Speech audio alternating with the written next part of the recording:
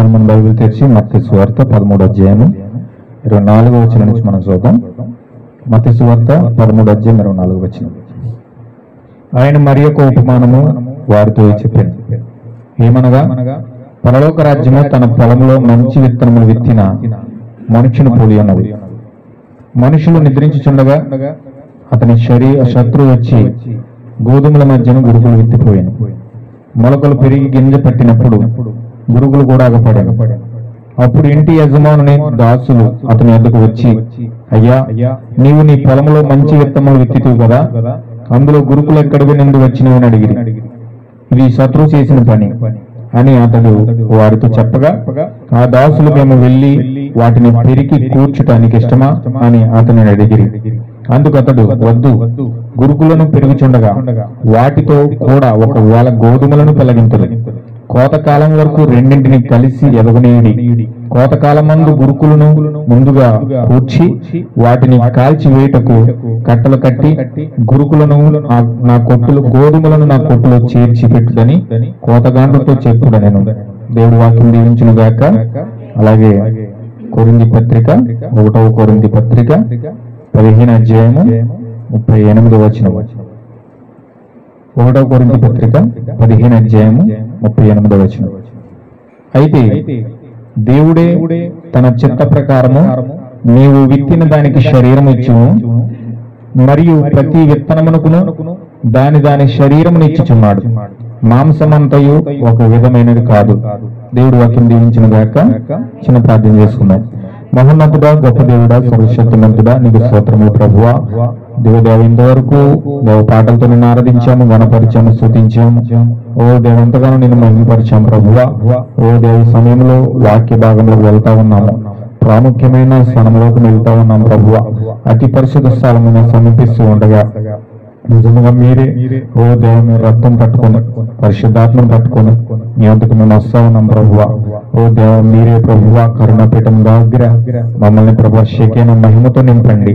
ఆ షేకైన గ్లోరీ నిజంగా మా హృదయములను కమ్ముకొనుడు గాక. ఆ రోజు మరియమ్మను పరిశుద్ధాత్మ ఏ విధముగా ఆ షేకైన గ్లోరీ కమ్ముకొనుగో ప్రభువా, ఈ రోజు మా జీవితాలను కూడా ఆ విధంగా కమ్ముకొనుడు గాక. ఓ దేవ, ప్రతి బిడ్డకు నీ వాక్యం గ్రహింపనివ్వండి ప్రభువా. గ్రహించగలిగిన మనస్సు, ఓ వినగలిగిన చెవులు మీరు దయచేయండి ప్రభువా. ఓ దేవ, నీకు అప్పగించుకుంటా ఉన్నాము. ఓ దేవ, మనసులను ప్రభువా. ఓ దేవ, చీకటి అగాధము చేత కప్పబడిన దెయ్యమును ఓ దేవ మీరు దారిమ్మని ప్రభువా. ఓ దేవ, యేసుక్రీస్తు నామములో ఓ దెయ్యములకు ఆజ్ఞాపిస్తా ఉన్నాను తండ్రి. నేరుగా వాక్యము తండ్రి మంత్రముఖములకు వెళ్ళిన గాక. ఓ ఆటంకపరుస్తున్న ప్రతి దురాత్మ శక్తులను, దయ్యపు శక్తులను, అంధకార శక్తులన్నిటినీ, క్రీస్తు విరోధ ఆత్మలన్నిటినీ ప్రభువుని యేసుక్రీస్తు నామములో బంధిస్తూ ఉన్నాను ప్రభువా. ఓ నీ నామములు తండ్రి స్వతంత్రంగా నీ వాక్యమును మేము గ్రహించదుము గాక. మీరే దేవా పరిశుద్ధ నామమును బట్టి, ప్రభువుని యేసుక్రీస్తు నామమును బట్టి మాకు విడుదల వేసేమని మీకు అప్పగించుకుంటూ ప్రభువుని యేసుక్రీస్తు నామమును ప్రార్థిస్తున్నాను తండ్రి. ఆమేన్. దేశానికి కూర్చున్నామండి.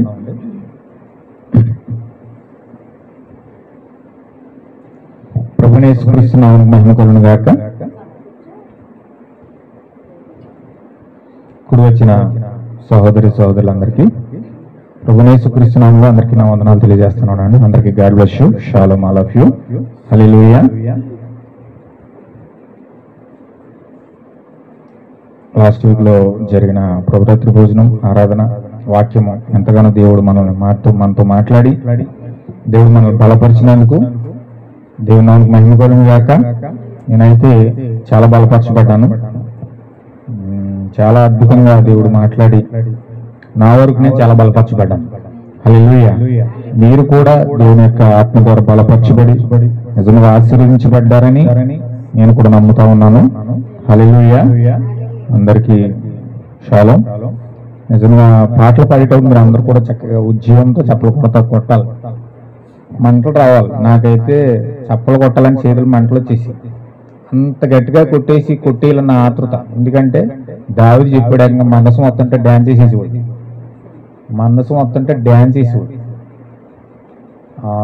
తంబురతోనూ, సితారతోనూ, తాళాలతోనూ ప్రభువుని సన్నిధిలో నేను కీర్తిస్తాను. నాకైతే వాక్యం చెప్పినప్పుడు గొంతులేసేలా ఉద్యమం వచ్చేస్తే లోపల రగులిపోతున్నది మంట. అంత పాటలు పాడేటప్పుడు కూడా చాలా ఉద్యోగంగా చేయాలనిపిస్తుంది. ఎందుకంటే పరిస్థితులు బట్టి నాకు నేను లోపల అనిచేసుకుని కొంచెం మెల్లగా నడిపిస్తున్నాను. లోపల మంటని చల్లారుతున్నాను, నేను నీళ్ళేసి కొంచెం చల్లారుతున్నాను. ఎందుకంటే చూసిన వాళ్ళు కొంచెం అభ్యంతర పడతారు, లేకపోతే కొంచెం వేరేగా ఆలోచిస్తారని చెప్పేసి నేను వాయించుకుని నేను మెల్లగా వెళ్తా ఉన్నాను. మనం దేవుని సన్నిధిలో సచ్చిన శవాల్లో ఉండకూడదు. ఎందుకంటే చచ్చిపోయిన శవం దగ్గర ఈ మాట ప్రవర్త వాడాడు. చచ్చిపోయిన శవం దగ్గర అందరూ ఏడుస్తూ సైలెంట్గా ఉంటుంది అంట. అక్కడ ఎవరు కిక్కిరమనరు. ఎంత సైలెంట్గా ఉంటుందంటే అంత సైలెంట్గా ఉంటుంది. 7 సోళ్ళు ఏడుతారు. ఆ 7 సోళ్ళు నేను బాధ పెట్టమని నవ్వులు కూడా నవ్వకుండా, బాధపడే వాళ్ళు కూడా బాధపడకుండా అలా మౌనంగా కిక్కిరమనకుండా. ఎందుకంటే అక్కడ జీవం లేదు, ఆ శరీరంలో జీవం లేదు. అటు చచ్చిపోయినోడికి లేచి మహిళలు తాగరంటే తాగలేడు, లేచి ముందు తాగరంటే తాగలేడు, లేకపోతే లేచి ఏమన్నా చేయరంటే చేయలేడు. ఎందుకంటే జీవం లేదు అతనిలో. కానీ బతుకున్నవాడైతే అతనిలో శక్తి ఉంటే, అతనిలో జీవం ఉంటే నిజంగా అతను ఎంత ఎంజాయ్గా ఉంటాడు అంత ఎంజాయ్గా ఉంటాడు, ఎంత ఆనందంగా ఉండాలి అంత ఆనందంగా ఉంటాడు. హల్లెలూయా. సచ్చిన శవం అంటే ఎవరిలో అయితే పరిశుద్ధాత్మ లేదో వాళ్ళ శవంతో సమానం. పరిశుద్ధాత్మ లేనివాడు ఎవరితో సమానం అండి? చచ్చిపోయిన శవంతో సమానం అన్నమాట. అతనిలో జీవం ఉండదు. ఓ పాటలకి ఆనందించాలి, చప్పట్లు కొట్టాలి, మనం దేవుణ్ణి గళమెత్తి స్తుతించాలి, కీర్తించాలి, నా చప్పట్లు పరలోకం వినపడాలి, నా యొక్క పాట పరలోకం వినపడాలి, నా యొక్క తాళాలు పరలోకం వినపడాలి, దేవుని సన్నిధిలో ఆయన ఆనందింప చేయాలి, నా చప్పట్లు వెళ్ళి, నా పాటలు వెళ్ళి అని ఎప్పుడైతే మనం ఆలోచిస్తామో, హల్లెలూయా. ఎంతమందికి అర్థమవుతున్న మాట? ఖచ్చితంగా మనం అందరం కూడా ఆరాధన చేసినప్పుడు అంత ఉద్యోగంగా చేయాలని నేను చెప్తా ఉన్నాను. మనలో ఉద్యోగం ఉండాలి. ఆరాధన చేసినప్పుడు చప్పట్లు కొట్టాలి చక్కగా. చాలా మంది తప్పలు కొట్టమంటే అది చెప్పినప్పుడు 4 సార్లు కొడతారు, మళ్ళీ తర్వాత మౌనం అయిపోతారు. అలా కాదు, పాట అయ్యే వరకు కూడా చాలా ఉద్యోగం మనలో కనపడాలి. హల్లెలూయా. ఈ సమయంలో మనం వాక్యంలోకి వెళ్దాం. మత్తయి సువార్త 13:24 మనం చదువుదాం. ఆయన మరి ఒక ఉపమానము వారితో చెప్పాడు. ఏమనగా, పరలోక రాజ్యము తన పొలములో విత్తిన విత్తనమును ఒక మనుషుని పోలి ఉన్నది. మనుషులు నిద్రించుచుండగా అతని శత్రువు వచ్చి గోధుమల మధ్యను గురుకులను విత్తిపోయాడు. మొలకలు పెరిగి గింజ పెట్టినప్పుడు గురుకులను కూడా అగుపడాను. హల్లెలూయా. ఇక్కడ మనం చాలా జాగ్రత్తగా చూసినట్లయితే దేవుడు ఈ భూమి మీద కొన్ని విత్తనాలు వేశాడు. భూమి మీద కొన్ని విత్తనాలు పడ్డాయి. విత్తనం అనగా ఇక్కడ బైబిల్ ఏం చెప్తుందంటే 13:24 చూస్తున్నారు కదా నంబరును. 13:24 ఆయన ఏం చెప్తున్నాడంటే ఉపమాన రూపంలో చెప్తున్నాడు దాన్ని. ఆ ఉపమానం ఏమిటంటే మరి యొక్క ఉపమానము వారితో చెప్పాను. ఏమనగా, పరలోక రాజ్యము తన పొలములో మంచి విత్తనములు విత్తిన, అంటే విత్తనం అంటే అర్థం ఏంటంటే ఒక మనిషి, అంటే మనుషుల్ని విత్తనాల రూపంలో దేవుడు భూమిపైన విత్తాడు. అంటే మనము గోధుమ గింజలు ఎలాగైతే పంట చేలో చల్లినప్పుడు విత్తనాలు పడి ఎలాగైతే మొలకలు వస్తాయో, అలాగే దేవుడు పరలోకం నుంచి భూమి మీద కూడా విత్తనం చల్లాడు. ఆ విత్తనాలు భూమి మీద పడ్డాయి. అయితే విత్తనము భూమి మీద పడినప్పుడు ఆ విత్తనానికి భూమిలో పడి ఆ విత్తనం చనిపోయి కుళ్ళిపోయి మరలా అది మొక్కగా వచ్చి దానికి ఒక శరీరం తయారవ్వాలి, దానికి ఒక రూపురేఖలు రావాలి. ఆ విత్తనం అనగా జీవం. హల్లెలూయా. విత్తనం అంటే ఏంటండి? జీవం. అంటే మరొక రకంగా చెప్పాలంటే ప్రాణం. మనిషికి ప్రాణమే విత్తనమే ఉన్నది. ఇప్పుడు మనిషి యొక్క ప్రాణమే విత్తనం. అంటే ఇప్పుడు ఆ ప్రాణానికి ఒక శరీరం కావాలి. అందుకే మనం కొరింథీ పత్రిక మనం చదువాము. ఇక్కడ 1వ కొరింథీ పత్రికలో 15:38 దేవుడే తన చిత్త ప్రకారము విత్తిన దానికి శరీరం ఇచ్చాను. హల్లెలూయా. అంటే విత్తిన విత్తనానికి మరలా దేవుడే శరీరం కూడా ఇస్తా ఉన్నాడు. అంటే ఇప్పుడు దేవుడు కొన్ని విత్తనాలు విత్తాడు అక్కడ.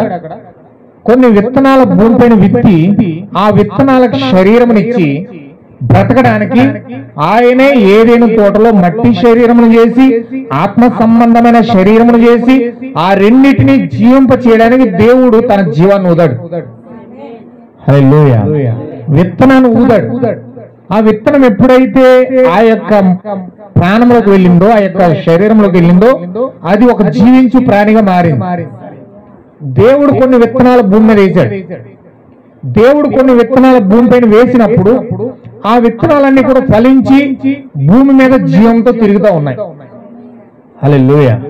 అయితే ఇక్కడ మత్తయి సువార్త ఉపమానం రూపంలో దేవుడు ఏ విధంగా చెప్తా ఉన్నాడంటే, ఆ మత్తయి సువార్త 13:25 మనం చూసినట్లయితే, మనుషులు నిద్రించుచుండగా అతని శత్రువు వచ్చి గోధుమల మధ్యను అదనమాట. అంటే దేవుడు మంచి విత్తనాలు విత్తాడు. దేవుడు మంచి విత్తనాలను ఫలింపచేసే శరీరాలను భూమి మీద సృష్టించి వారికి ఆ విత్తనాలు వేసి ఆ విత్తనాలు ఫలింప చేయడానికి ఆశీర్వదించి భూమి మీద పెట్టాడు. అయితే ఈలోగా దెయ్యం వచ్చి ఏం చేసిందంటే, శత్రువు వచ్చి ఏం చేసిందంటే గోధుమల మధ్యన గురుకులు విత్తేసింది. గురుకులు అంటే అర్థం ఏంటంటే చెడ్డ మనుషులు, చెడ్డవారు, పాపులు, దుర్మార్గులు ఎవరైతే ఉన్నారో వారి యొక్క విత్తనాలను, వారి యొక్క ప్రాణాలను దెయ్యము విత్తిపోయింది. హల్లెలూయా. దెయ్యము ఆ యొక్క విత్తనాలను ఎప్పుడైతే అందులో విత్తిందో ఇప్పుడు గురుకులు గోధుమలు కూడా కలిసిపోయినాయి. హల్లెలూయా. ఇప్పుడు గురుకులు గోధుమలు కలిసి ఉన్నాయి. ఇప్పుడు అక్కడ ఏం జరిగిందంటే, మొలకలు పెరిగి గింజ పెట్టినప్పుడు గురుకులు కూడా అగపడ్డాయి. అప్పుడు ఇంటి యజమాని దాసులు అతని వద్దకు వచ్చి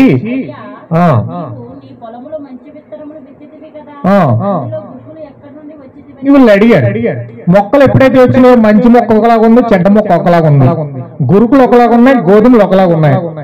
వీళ్ళు ఎప్పుడైతే వాటిని చూశారో వెంటనే ఆ యొక్క యజమాని దగ్గరికి వెళ్ళి ఈ యొక్క దేవదూతలు, దేవుని యొక్క ప్రవక్తలు, దేవుని యొక్క దూతలు, ఆ దేవుని యొక్క సేవకులు దేవుని దగ్గరికి వెళ్ళి అడుగుతూ ఉన్నారు. ఏమని అడిగారంటే, ఏంటి ప్రభువా, ఏంటి యజమానుడా, మీరు మంచి విత్తనాలు గోధుమలు కదా విత్తారు, ఇక్కడేంటి గురుకులు ఎక్కడి నుంచి వచ్చినాయి అని చెప్పేసి వాళ్ళు అడుగుతూ ఉన్నారు. హల్లెలూయా. అప్పుడు మత్తయి సువార్త 13:28 దేవుడు చెప్తా ఉన్నాడు, ఇక్కడ ఇది శత్రువు చేసిన పని. వారితో చెప్పగా ఆ దాసులు మేము వెళ్ళి వాటిని పెరిగి కూర్చుట నీకు ఇష్టమా అడిగిరి.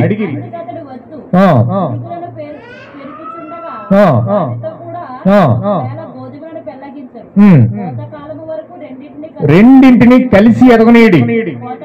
కోతకాలమందు గురుకులను మందగా కూర్చి వాటిని కాల్చి వేయటకు కట్టలు కట్టి గోధుమలను నా కొట్టులో చేర్చి పెట్టుడని కోత గాండ్రతో చెప్పుకున్నాను నేను. హల్లెలూయా. ఏం జరుగుతుందో చూడండి. ఇప్పుడు ఆయన ఏం చెప్తున్నాడంటే, వీళ్ళు ఏమడుగుతున్నారు దాసులు, ఆ గురుకులతో గోధుమలతో గురుకులు ఉన్నాయి, వాటిని పెరిగేయడం నీకు ఇష్టమా, ఒకవేళ పెరిగేయమంటే దాన్ని పెరిగేస్తాను అని చెప్పేసి దాసులు అడుగుతా ఉన్నారు. అందుకు అతడు గురుకులు పెరుగుతుండగా వాటితో కూడా ఒకవేళ మీరు గోధుమలు కూడా పెలగిరిచేస్తారు. కోతకాలం వరకు రెండింటిని కూడా ఎదగనీయుడి. కోతకాలం ముందు గురుకులను ముందుగా కూర్చి వాటిని కాల్చివేయటకు కట్టలు కట్టి గోధుమలను కొట్టులో చేర్చి పెట్టుడని కోత గాండ్రతో చెప్పున్నాను. హల్లెలూయా. ఇది ఉపమాన రూపంలో దేవుడు తన సేవకులకు ఆజ్ఞాపించిన ఆజ్ఞలండి. హల్లెలూయా. ఎప్పుడైతే ఆది కాండంలో ఆ గురుకులు గోధుమలు కలిసి విత్తబడినవో, ఇప్పుడు ఆ విత్తబడిన ఆది కాండం నుంచి కోతకాలం వచ్చే వరకు కూడా ఈ గోధుమలు గురుకులు కూడా కలిసే పెరుగుతాయి. గోధుమలు గురుకులు కూడా కలిసే పెరిగి వాటంతటా ఎల్లప్పుడూ కూడా కోతకాలం వచ్చే వరకు కూడా కలిసి ఉంటాయి. అంటే కోతకాలం అంటే ఈ కాలం యొక్క ప్రవక్త అన్నాడు యుగ సమాప్తి అన్నాడు. హల్లెలూయా. ఏంటండి అది? యుగ సమాప్తి అంటే భూమి యొక్క అంతం. భూమి యొక్క అంతంలో యుగ సమాప్తిలో గురుకులు గోధుమలు కట్టల కట్టబడి కోయబడి కోతకాలం ముందు కట్టలుగా కట్టబడి కూర్చబడి అవంతటిని అయిన తర్వాత ఆ గోధుమ గింజలన్నీ కూడా సపరేట్ అవుతాయి. ఈ గోధుమ గింజలని పొట్టంతా కూడా సపరేట్ అవుతుంది. ఇప్పుడు పొట్టంతా తీసి అగ్నిలో కాల్చి వేస్తారు. ఈ గోధుమలన్నీ తీసుకెళ్లి కొట్టులో భద్రంగా దాస్తారు. హల్లెలూయా. ఇప్పుడు ఈ గోధుమలు గురుకులు వేరే సమయం ఏదంటే కేవలం కోతకాలంలోనే. పంట పండినప్పుడు ఎవరు కూడా గురుకులను గోధుమలను వేరు చేయలేరు, కలుపుని గింజలను వేరు చేయలేరు. ఊరు పూడ్చేటప్పుడు గాని గింజలు వచ్చినప్పుడు గాని ఆ గింజలు పంటను పండుతున్నప్పుడు గాని మందు కొట్టినప్పుడు గాని లేకపోతే ఆ చేనంత పచ్చగా ఉన్నప్పుడు గాని ఎవరు కూడా రెండింటినీ సపరేట్ చేయడానికి ప్రయత్నం చేయరు. గాని ఎప్పుడైతే కోతకాలం మందు వాటన్నిటిని కోసి పొడుగు కింద వేసి వాటన్నిటిని శుభ్రంగా నూర్చేసి అప్పుడు అది కోత వేసేటప్పుడు ఇక్కడ ఏం జరుగుతుందంటే గింజలన్నీ కాళ్ళ దగ్గర పడుతున్నాయి, పొట్టంతా ఎగిరి ఎక్కడ దూరంగా పడతా ఉంది. ఆమేన్. హల్లెలూయా. ఇప్పుడు ఆటోమేటిక్ గా ఆ మనిషిని యొక్క దూతల యొక్క చేతిలో ఉన్న చేటే ఆ విత్తనాన్ని ఆ పొట్టుని కూడా వేరు చేసేస్తా ఉంది. హల్లెలూయా. అందుకే బాప్తిజం ఇచ్చి యోహాను యేసుక్రీస్తు కోసం చెప్తా ఉంటూ ఓ మాట అన్నాడు, ఆయన చేత ఆయన చేతిలో ఉంది. హల్లెలూయా. ఆయన చల్లించేవాడు ఆయనే, వేరు చేసేవాడు ఆయనే, ఆయన చేత ఆయన చేతిలో ఉంది. హల్లెలూయా. ఇప్పుడు ఆయన కోత కాలంలో చేత పట్టుకుని ఇప్పుడు భూమి మీద ఆయనే గురుకులను గోధుమలను వేరు చేయడానికి దేవుడు భూమి యొక్క అంతంలో భూమి మీదకి రావడానికి ఆయన సిద్ధపడతా ఉన్నాడు. హల్లెలూయా. ఈయన ఉపమానం ఎందుకు చెప్తా ఉన్నాడంటే మనకు తెలుసు ఉపమానాలన్నీ కూడా ఇంచుమించు 10 ఉపమానాలు దేవుడు మాట్లాడాడు. ఈ 10 ఉపమానాలు కూడా రెండవ రాకడకు సిద్ధపరచడానికి ఆయన ఉపమాన రీతిగా బోధించేదనన్న ప్రవచనాన్ని తప్పకుండా ప్రతి మాటను కూడా ఉపమాన రీతిగా చెప్తూ ఈ ఉపమానాలన్నీ కూడా ఈ రెండవ రాకడకు అన్వయించడానికి దేవుడు ప్రతి మాట కూడా మాట్లాడి ఉన్నాడు. హల్లెలూయా. దేవుని నామమునకు మహిమ కలుగును గాక. ఇప్పుడు ఈ ప్రవక్త చెప్పిన మాట నెరవేరినట్లు యేసు సంగతులన్నిటినీ కూడా జన సమూహములకు ఉపమాన రీతిగా బోధిస్తా ఉన్నాడు. ఉపమానం లేక ఏది కూడా ఆయన బోధించలేదు. హల్లెలూయా. చూడండి, ఆయన ఇంకొక ఉపమానం చెప్పాడు. ఆ విత్తనాలు భూమి మీద ఎలా విత్తాడు? ఇప్పుడు భూమి మీద మాట్లాడుతూ ఉన్నాడు ఆయన. ఇప్పుడు ఆయన విత్తనాలు భూమి మీద 4 రకాలుగా భూమి మీద విత్తాడు ఆయన. హల్లెలూయా. ఆయన భూమి మీద విత్తనాలను ఎలా విత్తాడంటే 4 రకాలుగా విత్తబడ్డాయి. ఇప్పుడు ఆ 4 రకాల మనుషులు భూమి మీద ఉన్నారు. ప్రపంచం మీద ఉన్న మనుషులు ఎలా ఉన్నారంటే కేవలం 4 రకాల మనుషులు ఉన్నారు. కులాలు కాదు, మతాలు కాదు, ప్రాంతాలు కాదు, దేశాలు కాదు, ఎడబాట్లు కాదు, కానీ ప్రపంచ యావత్తు కూడా దేవుడు 4 రకాల మనుషులను భూమి మీద ఇస్తాడు. 4 రకాల స్వభావం కలిగిన వ్యక్తుల్ని భూమి మీద విత్తాడు. అది ఇక్కడ మాట్లాడుతూ ఉన్నాడు. చూడండి, మత్తయి సువార్త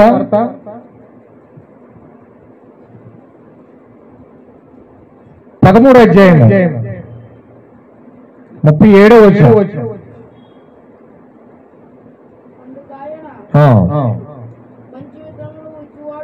సారీ అండి, లూకాసు వార్త 8వ అధ్యాయం 11వ వచనం. లూకాసు వార్త 8:11. ఈ ఉపమాన భావం ఏమనగా విత్తనము దేవుని వాక్యం.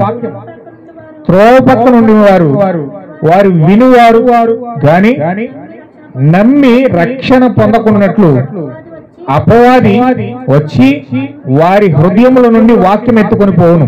ఇది ఒక విత్తనం, ఇది ఒక రకం. వీళ్ళు త్రోవ పక్క పడిన వారు.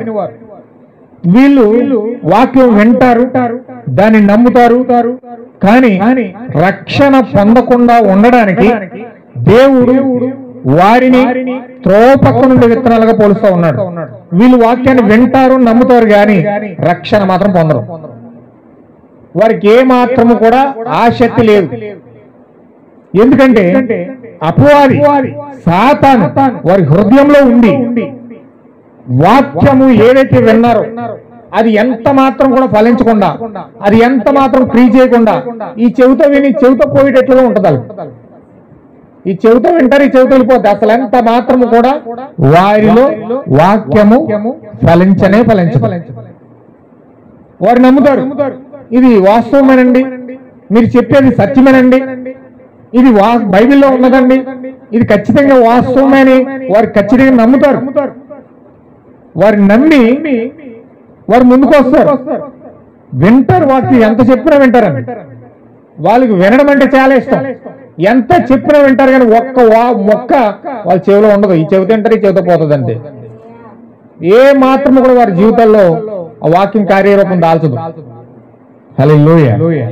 ఈ యొక్క విత్తనాలు ఎలాంటివి అంటే త్రోవ పక్కన పడిన విత్తనాలు. అంటే అవి మార్గంలో పడలేదు, కానీ అది సరైన విధానంలో పడలేదు, కానీ పడవలసిన విధానంలో ఆ విత్తనం పడలేదు, కానీ ఆ ప్రాణం ఎలా పడిందంటే త్రోవ పక్కన పడింది. అందుకే వారు వింటారు, నమ్ముతారు, కానీ రక్షణ మాత్రం పొందరు. హల్లెలూయా. ఇక రెండవ విత్తనం కోసం చూద్దాం. లూకాసు వార్త 8:13 వచనంలో మనం చదివితే, రాతి నేల నుండి వారు ఎవరనగా వినినప్పుడు వాక్యమును సంతోషంగా అంగీకరించేవారు, గాని వారికి వేరు లేనందున కొంచెం కాలం నమ్మి శోధన కాలమందు పారిపోతారు. వారు వాక్యాన్ని నమ్ముతారు, వాక్యాన్ని వెంబడిస్తారు. వారు వాక్యము అబ్బా చాలా ఆనందంగా ఉందండి, మీరు చెప్తుంటే నా కోసమే చెప్తున్నట్టు ఉంది, మీరు చెప్తుంటే నా కోసమే ఆ వాక్యం అంతా పలకబడుతున్నట్టుగా ఉంది. హల్లెలూయా. ఇది చాలా ఆనందిస్తారు, వాక్యంలో చాలా సంతోషమిస్తారు, చాలా ఆనందపడతారు. అయితే ఈ రాతి నేల పడినోళ్ళు ఎప్పుడైతే శోధన వారి జీవితాలకు వచ్చిందో, ఒక కష్టం వారి జీవితాలకు వచ్చిందో, ఒక నింద వారి మీదకి వచ్చిందో, ఒక ఏదైనా కష్టం వాళ్ళకి ఏదైనా ఆటంకం కలిగినట్లయితే వెంటనే వారు అక్కడ నుండి ఇమ్మీడియట్ గా పారిపోతారు. మళ్ళా దరిదాపులో కూడా రారు. ఎందుకంటే వాళ్ళ హృదయము రాతి నేల, అక్కడ నీళ్లు లేదు, రాయి వాటర్ పీల్చుకోదు. హల్లెలూయా. రాయి వాటర్ తీసుకోదు. అది సముద్రంలో పడేసినా, విస్తారమైన జల ప్రవాహంలో సముద్రంలో పట్టుకెళ్ళి రాయి వేసినా అది వాటర్ తీసుకోదు. అది అలాగే ఉంటుంది. నీ చుట్టూ ప్రపంచమంతా వాక్యం నీ ముందు కుమ్మరించినా నీ హృదయంలో ఒక ముఖ కూడా వెళ్దు. ఎందుకంటే అది రాతి నేల. అది రాతి నేల కాబట్టి వాక్యము విని సంతోషిస్తారు, ఆనందిస్తారు, చాలా అద్భుతంగా ఉందని చెప్తారు, కానీ వాళ్ళ జీవితాల్లో ఒక్క ముఖ కూడా వెళ్ళదు లోపలికి. హల్లెలూయా. ఇది రెండవ విత్తనం. ఇది ఒక విత్తనం త్రోవ పక్క పడింది, ఒక విత్తనమేమో రాతి నేలలో పడింది. ఇంకొక మూడు విత్తనం కోసం చూద్దాం. ఇక్కడ ముళ్ళ పొదలలో పడిన విత్తనము పోలిన వారు ఎవరనగా విని కాలము గడిచిన కొలది ఈ జీవ సంబంధమైన విచారముల చేత ధనభోగముల చేత అణిచివేయబడి పరిపక్వముగా ఫలించిన వారు వీరు బుద్ధి లేని కన్యకలు అన్నమాట. వీరెవరంటే బుద్ధి లేని కన్యకలు అన్నాడు ప్రవక్త. వీళ్ళు వాక్యం వింటారు, సంఘంలోనే ఉంటారు, వారు ఎల్లప్పుడూ కూడా వాక్యం వాక్యం వాక్యం అంటూ ఉంటారు, దేవుడు దేవుడు దేవుడు అంటూ ఉంటారు, పరిశుద్ధత పరిశుద్ధత పరిశుద్ధత అంటూ ఉంటారు. అంత బాగుంటుంది వీళ్ళతో. కానీ వీరి యొక్క సుఖభోగముల చేత ధనభోగముల చేత తన జీవన సంబంధమైన విచారముల చేత, అంటే కుటుంబ సమస్యలో, అప్పుల సమస్యలో, వ్యాధుల సమస్యలో, లేకపోతే మానసిక సమస్యలో, డబ్బుల కోసం ఆరాటమో, సుఖము కోసం ఆరాటమో, శారీరక సంబంధమైన కోరికల కోసం వీళ్ళు వెంట మాత్రం కూడా వాక్యం వారి జీవితాలు ఫలించకుండా ఈ యొక్క కోరికలు ఏం చేస్తాయంటే ఆ వాక్యాన్ని అణిచివేస్తాయన్నమాట. ముండ్ల తొప్పల్లో పడిన విత్తనాలు అనమాట. ఈ కోరికలన్నీ ఏంటంటే ముళ్ళు. అప్పుల సమస్యలు, మానసిక సమస్యలు, ఆర్థిక సమస్యలు, ఈ యొక్క బలహీనతలు, కోరికలు, కామ కోరికలు, లోక సంబంధమైన కోరికలు, వ్యామోహాలు, ఇవన్నీ కూడా ముళ్ళు. ఇవేం చేస్తాయంటే వాక్యం చాలా బాగుంది, వాక్యాన్ని బట్టి చాలా ఆనందిస్తారు, వాక్యాన్ని బట్టి చాలా సంతోషిస్తారు. కానీ ఈ యొక్క కోరికలు ఏం చేస్తున్నాయంటే ఆ ముళ్ళు ఏం చేస్తాయంటే వాక్యాన్ని గుచ్చి అలా అని చేస్తున్నాయి. వాక్యం ఎదుగుదామన్నా కూడా అవకాశం లేదు, ముళ్ళు గుచ్చేస్తున్నాయి. ఆ ముళ్ళు ఎప్పుడైతే గుచ్చినాయో, ఆ సమస్యలు, వ్యామోహాలు ఎప్పుడైతే వచ్చినాయో, ఆ కోరికలు ఎప్పుడైతే వచ్చినాయో, ఆ బలహీనతలు ఎప్పుడైతే పైకి లేగుస్తూ ఉన్నాయో, ఆ యొక్క విచారములు ఎప్పుడైతే జీవన సంబంధమైన విచారములు ధనభోగముల చేత అణిచివేయబడి వాళ్ళు పరిపక్వముగా తయారవలసిన వాళ్ళు ఫలించలేకుండా ఆ సంఘంలోనే ఇంకెప్పుడు చూసిన వాళ్ళు అలాగే ఉంటారు. ఎదుగు ఉంటుంది, బొద్దుగా ఉంటుంది అనమాట. ఎక్కడేసిన గొంగలే అక్కడే ఉంటుంది. వాళ్ళు ఏమన్నా నేర్చుకున్నారా సంఘంలో? వాళ్ళు ఏమన్నా విశ్వాసంలో ఎదిగారా? ఆత్మ సంబంధమైన వరమును ఏదైనా రుచి చూసారా? వారు ఏదైనా ఆత్మలో బలపడ్డారా? పరిశుద్ధాత్మను ఏమైనా పొందుకోవడానికి వాళ్ళు ప్రయాసపడుతున్నారా? లేకపోతే పరిశుద్ధాత్మ బాప్తిజం పొందుకునేడానికి వాళ్ళకి ఏదైనా ఆరాటం ఉందా? ఆత్మ సంబంధమైన దాహం వారిలో ఏమైనా ఉన్నదంటే ఏమి కనబడదు. హల్లెలూయా. కేవలం వెళ్ళడం రావడం. కొంతకాలం తర్వాత అనుకుంటాడు, ఎంత అలా వెళ్తున్నాను కదా, ఎంత అలా వెళ్తున్నాను, నాకు ఏదైనా మేలు జరిగిందంటావా? ఇన్ని డబ్బులు ఖర్చు పెడుతున్నాను, నేను చేస్తున్నాను, నాకు ఏదైనా మేలు జరిగిందంటావా? నో, ఏం జరగలే, మరి ఇంకేందుకు వెళ్ళడం? హల్లెలూయా. అంటే ఈ వ్యక్తి కేవలం రావడానికి వెళ్ళడానికి మాత్రమే కష్టపడతా ఉన్నాడు, కానీ అతని జీవితంలో ఆ ఆత్మ సంబంధమైన వరం, ఆ ఆత్మ సంబంధమైన బాప్తిజం, దేవుని యొక్క ఉత్తేజం, దేవుని యొక్క ప్రేమ, దేవుని యొక్క విత్తనం వారి జీవితాల్లో ఉన్నదో లేదో చెక్ చేసుకోవడానికి మాత్రము వీళ్ళెత్త మాత్రం ప్రయాసపడరు. ఒకవేళ ప్రయాసపడుతున్నారనడానికి ఏమైనా ఆలోచన తీసుకొని మోకాళ్ళు వేయడానికి, ప్రార్థన చేయడానికి ఏదన్నా ప్రారంభించారా, వెంటనే అప్లోడ్ వచ్చేస్తాడు. హల్లెలూయా.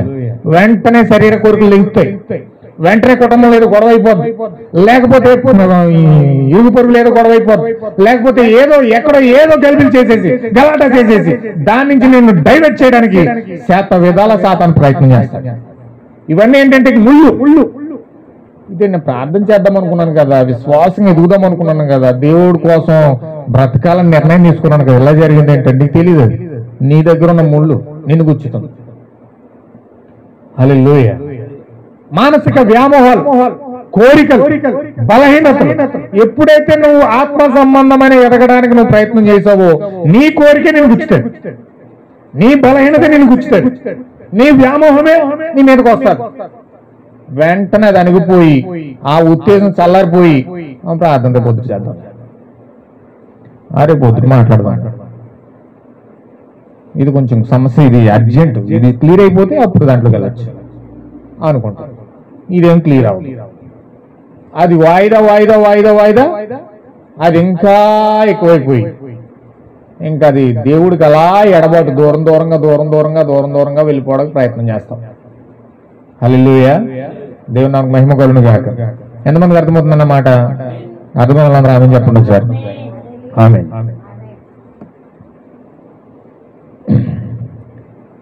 ప్రవక్త చెప్పాడండి, మూడి తెలుసు కదా మీకు, జాన్ మూడి. ఆ మూడి ఎలా రక్షించబడ్డాడు అనుకున్నారు? ఆయన ఒక్క ముసలావుడంట క్రీస్తు కొరకు నేను ఆత్మలను సంపాదించాలని, ఆత్మ సంపాదించాలని ఆవిడ ఏం చేసిందంటే కూటం పెట్టాలనుకున్నాను. ఆవిడ సాకలావిడ బట్టలు ఉతికి అవన్నీ కూడా శుభ్రంగా వాష్ చేసి ప్రజలకు ఇచ్చి డబ్బులు సంపాదించుకోవాలి. ఆమె తినగా ఆమె అప్పులు పోలైపోయింది, డబ్బులు లేవు. చాలా ప్రయాసపడింది ఆ కూటం పెట్టించడం కోసం.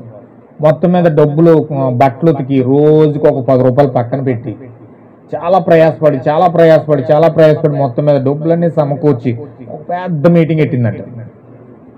ఒక పెద్ద మీటింగ్ పెడితే ఆ పెద్ద మీటింగ్ పెట్టి జనాలందరికీ మొత్తం అడ్వర్టైజ్మెంట్ చేసిందంట. మొత్తం ఊరంతా కూడా అడ్వర్టైజ్మెంట్ చేసిందంట. ఆ ఊరంతా ఇంటింటికి తిరిగి అమ్మ మా ఇంటికి ప్రార్థన పెడుతున్నాను రండి. గొప్ప స్పీకర్ మన పెద్ద పాస్టర్ గారు జాన్ వెస్లీ గారు వస్తున్నారు, మీరందరూ కూడా. జాన్ వెస్లీ అంటే రాజమండ్రి జాన్ వెస్లీ గారు కాదు, అక్కడ జాన్ వెస్లీ ఉన్నాడు. పెద్ద పాస్టర్ గారు వస్తున్నారు. ఆ పెద్ద పాస్టర్ గారు వచ్చి మంచి ప్రసంగం చేస్తాడు. ఆయన చెప్తుంటే చాలా ఆసక్తిగా ఉంటుంది, వినాలనిపిస్తుంది. గొప్ప మర్మాలు చేస్తాడు ఆయన. దేవుని అద్భుతమైన శక్తిని ప్రదర్శిస్తాడు ఆయన. ఆయనలో జీవం ఉంది. మీరందరూ వింటే చాలా ఆత్మలో రక్షణ పొందుకుంటారు, స్వస్థత పొందుకుంటారు. దయచేసి మీరు అందరూ కూడా ఏమాత్రం కూటమి మిస్ అవ్వద్దు, దయచేసి రండి అని చెప్పేసి ఇంటింటికి తిరిగి బ్రతిమాలి అందరిని ఆహ్వానించిందంట. హల్లెలూయా. కూటమి పెట్టారు. పాస్టర్ గారు జాన్ వెస్లీ గారు కూర్చొని ఆయనే డప్పు కొట్టుకుంటున్నాడు, ఆయనే పాట ఆడుతున్నాడు, ఆయనే అన్నీ చేసుకుంటున్నాడు, తాళాలు కొట్టుకుంటున్నాడు, పాట పాడుకుంటున్నాడు. గంట చూశాడు, 2 గంటలు చూశాడు, 3 గంటలు చూశాడు, ఎవరు రావట్లేదు.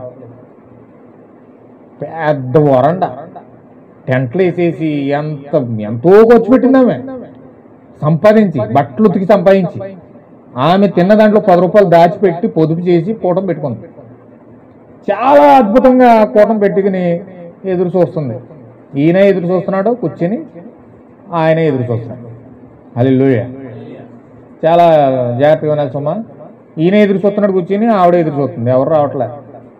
పాటలు ఆడుతున్నాడు, మంచి ఉద్యోగంగా పాడుతున్నాడు. పాట పాడి ఉద్యోగంగా పాడి కరెక్ట్గా 3 గంటలు అయిన తర్వాత ఒక ముసలైన ఒక నడి ఏజ్లో తోల్తా పాలతో ఒక నల్లని దుప్పట కప్పుకుని, షర్ట్ లేదు, ఒంటి మీద దుప్పట కప్పుకుని ఒంగొంగుతా వచ్చి కూర్చున్నాడు అని మెల్లగా. హల్లెలూయా. వచ్చి కూర్చున్నాడు అందులో. ఆ కూర్చుంటే ఈయన పాటలన్నీ పాడేశాడు, ప్రార్థన చేసేసాడు, అన్నీ చేసేసాడు, వాక్యం చెప్పేశాడు. లక్షల మందిలో ఎలాగైతే ప్రసంగం చేస్తాడో అలాగే ప్రసంగం చేసేసాడు. హల్లెలూయా. ప్రసంగం అంత అయిపోయిన తర్వాత మీలో ఎవరైనా ప్రేరేపించబడి దేవుని కొరకు జీవించడానికి, దేవుని యొక్క వాక్యం కొరకు, దేవుని యొక్క చిత్తము కొరకు నిలబడి మీరు హృదయపూర్వకంగా ప్రేరేపించబడిన వారు ఎవరైతే ఉన్నారో వాళ్ళు సమర్పించుకోండి, దేవుడు మిమ్మల్ని ప్రేరేపిస్తున్నాడని చెప్పి బలంగా చెప్పాడు. ఎవరున్నారు అక్కడ? ఎవరు లేరు, ముసలోడు తప్ప. ఆయనే ఒంగొంగుతో వచ్చి మోకాళ్ళు వేసి సమర్పించుకున్నాడంట, 2 చేతులు పైకి ఎత్తి. హల్లెలూయా. 2 చేతులు పైకి ఎత్తి ఎప్పుడైతే ఆయన వచ్చి సమర్పించుకున్నాడో, ఈరోజు ప్రపంచం అంతటిలో శరీరశాఖం జనాన్ని రక్షించినోడు మూడి, డిఎల్ మూడి. హల్లెలూయా. అందుచేత మనం ఇక్కడ ఎంతమంది ఉన్నామన్నది ముఖ్యం కాదు. ఇక్కడ ఎంతమంది వచ్చారు, జనాలు రాలేదా, వచ్చారా అన్నది ముఖ్యం కాదు. అసలు ఎవరి కోసమో ఆలోచించడం మానేసి నీ కోసం నువ్వు ఆలోచించు. హల్లెలూయా. ఎవరికి ఇవ్వలేని భాగ్యం దేవుడు ఈరోజు నాకు ఇచ్చాడని ఫీల్ అవ్వాలి. హల్లెలూయా. ఎందుకంటే ఎంతమందో వినవలసిన వాక్యాన్ని ఈరోజు దేవుడు మన సింగిల్గా వినిపించేస్తున్నాడు. ఇప్పుడు దాన్ని మనం ఎప్పుడైతే హృదయపూర్వకం మనం జీవితంలో తీసుకొని ఆ డిఎల్ మూడిలో మనం గనక సమర్పించుకుంటే అనేక ఆత్మలను రక్షించడానికి ఆ డిఎల్ మూడిలో మనం కూడా సమర్పించుకుంటే మనం కూడా మన జీవితాలు కూడా డిఎల్ మూడిలో మారి మనం కూడా అనేక ఆత్మలకు ద్వారం తెరిచినట్లుగా అవుతాం కదా. అవునా కదా? మనము సరైన సమర్పణ కలిగి సరైన జీవితం కలిగి మనము జీవించినట్లయితే మన జీవితాన్ని చూసి అనేక మంది ఆకర్షించబడి వస్తారు. హల్లెలూయా. ఇది డినామినేషన్ కాదండి, ఏదో ఉలుకు పలుకు వచ్చేసి అందరూ ఇలా కూర్చొని ఏదో 4 పాటలు పాడేసి దేవుడిని స్తుతించుడి అని పాడేసి ఇంటికి వెళ్ళిపోయి టీవీల ముందు కూర్చునేది కాదు ఇది. హల్లెలూయా. అక్కడికి వెళ్ళిపోయి బాగానే పాడేస్తారు, దేవుడిని స్తుతించుడి ఎల్లప్పుడు అంట. ఇంటికి వచ్చినట్టు టీవీ దగ్గర కూర్చుంటది. హల్లెలూయా. దేవుని నామమునకు మహిమ కలుగును గాక. ఎంతమందికి అర్థమవుతుందన్నమాట? అందుచేత నా ప్రియమైన సహోదరి సహోదరులారా, ఏదో నాటకీయంగా చేసే భక్తి దేవుడు ఇష్టపడు. దేవుడు ఇష్టపడే భక్తి ఏమిటంటే నిన్ను నీవు యథార్థంగా దేవుని ముందు సమర్పించుకోవాలి. నేను యథార్థంగా దేవుడి ముందు సమర్పించుకొని అప్పుడు ఆ సమర్పణ జీవితమే నీ జీవితాన్ని మార్చి అనేక మందికి ఆదర్శవంతంగా చేస్తారు. హల్లెలూయా. దేవుడు నాకు మహిమ కొలునుగాక. చూడండి, నీకు మా మాట చెప్తాను. ఈ కాల్మిక ప్రవర్త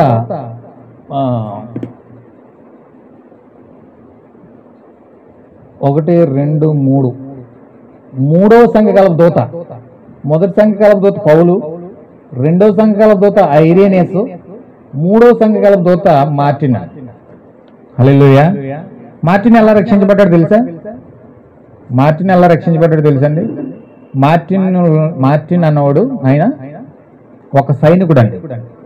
దేశాన్ని సంరక్షించే ఒక సైనికుడిగా జాబ్ చేసుకుంటున్నాడు. అతను జాబ్ చేస్తుంటే అతను దేవుడు అంటే తెలియదు అతనికి. ఒక అన్యుడు సైన్యంలో ఒక సైనికుడిగా పనిచేస్తున్నాడు. అయితే అతను ఏం చేస్తున్నాడంటే దారంట ఇంటికి వెళ్తున్నాడు. ఒక రోజు సెలవు పెట్టుకుని ఇంటికి వెళ్తుంటే ఆయన ఏం చేశాడంటే వెళ్తూ వెళ్తూ మధ్యలో ఒక వ్యక్తి చలిలో వణుకుపోతూ భయంకరంగా వణుకుపోతున్నాడు అనమాట. వణుకుపోతూ చాలా బట్టలు లేవు, తిన్నాడో లేదో కూడా తెలియదు, చాలా ఇబ్బంది పడుతూ వణుకుపోతూ ఆ చలిలో ఎవరు పట్టించుకోవట్లేదు అతను.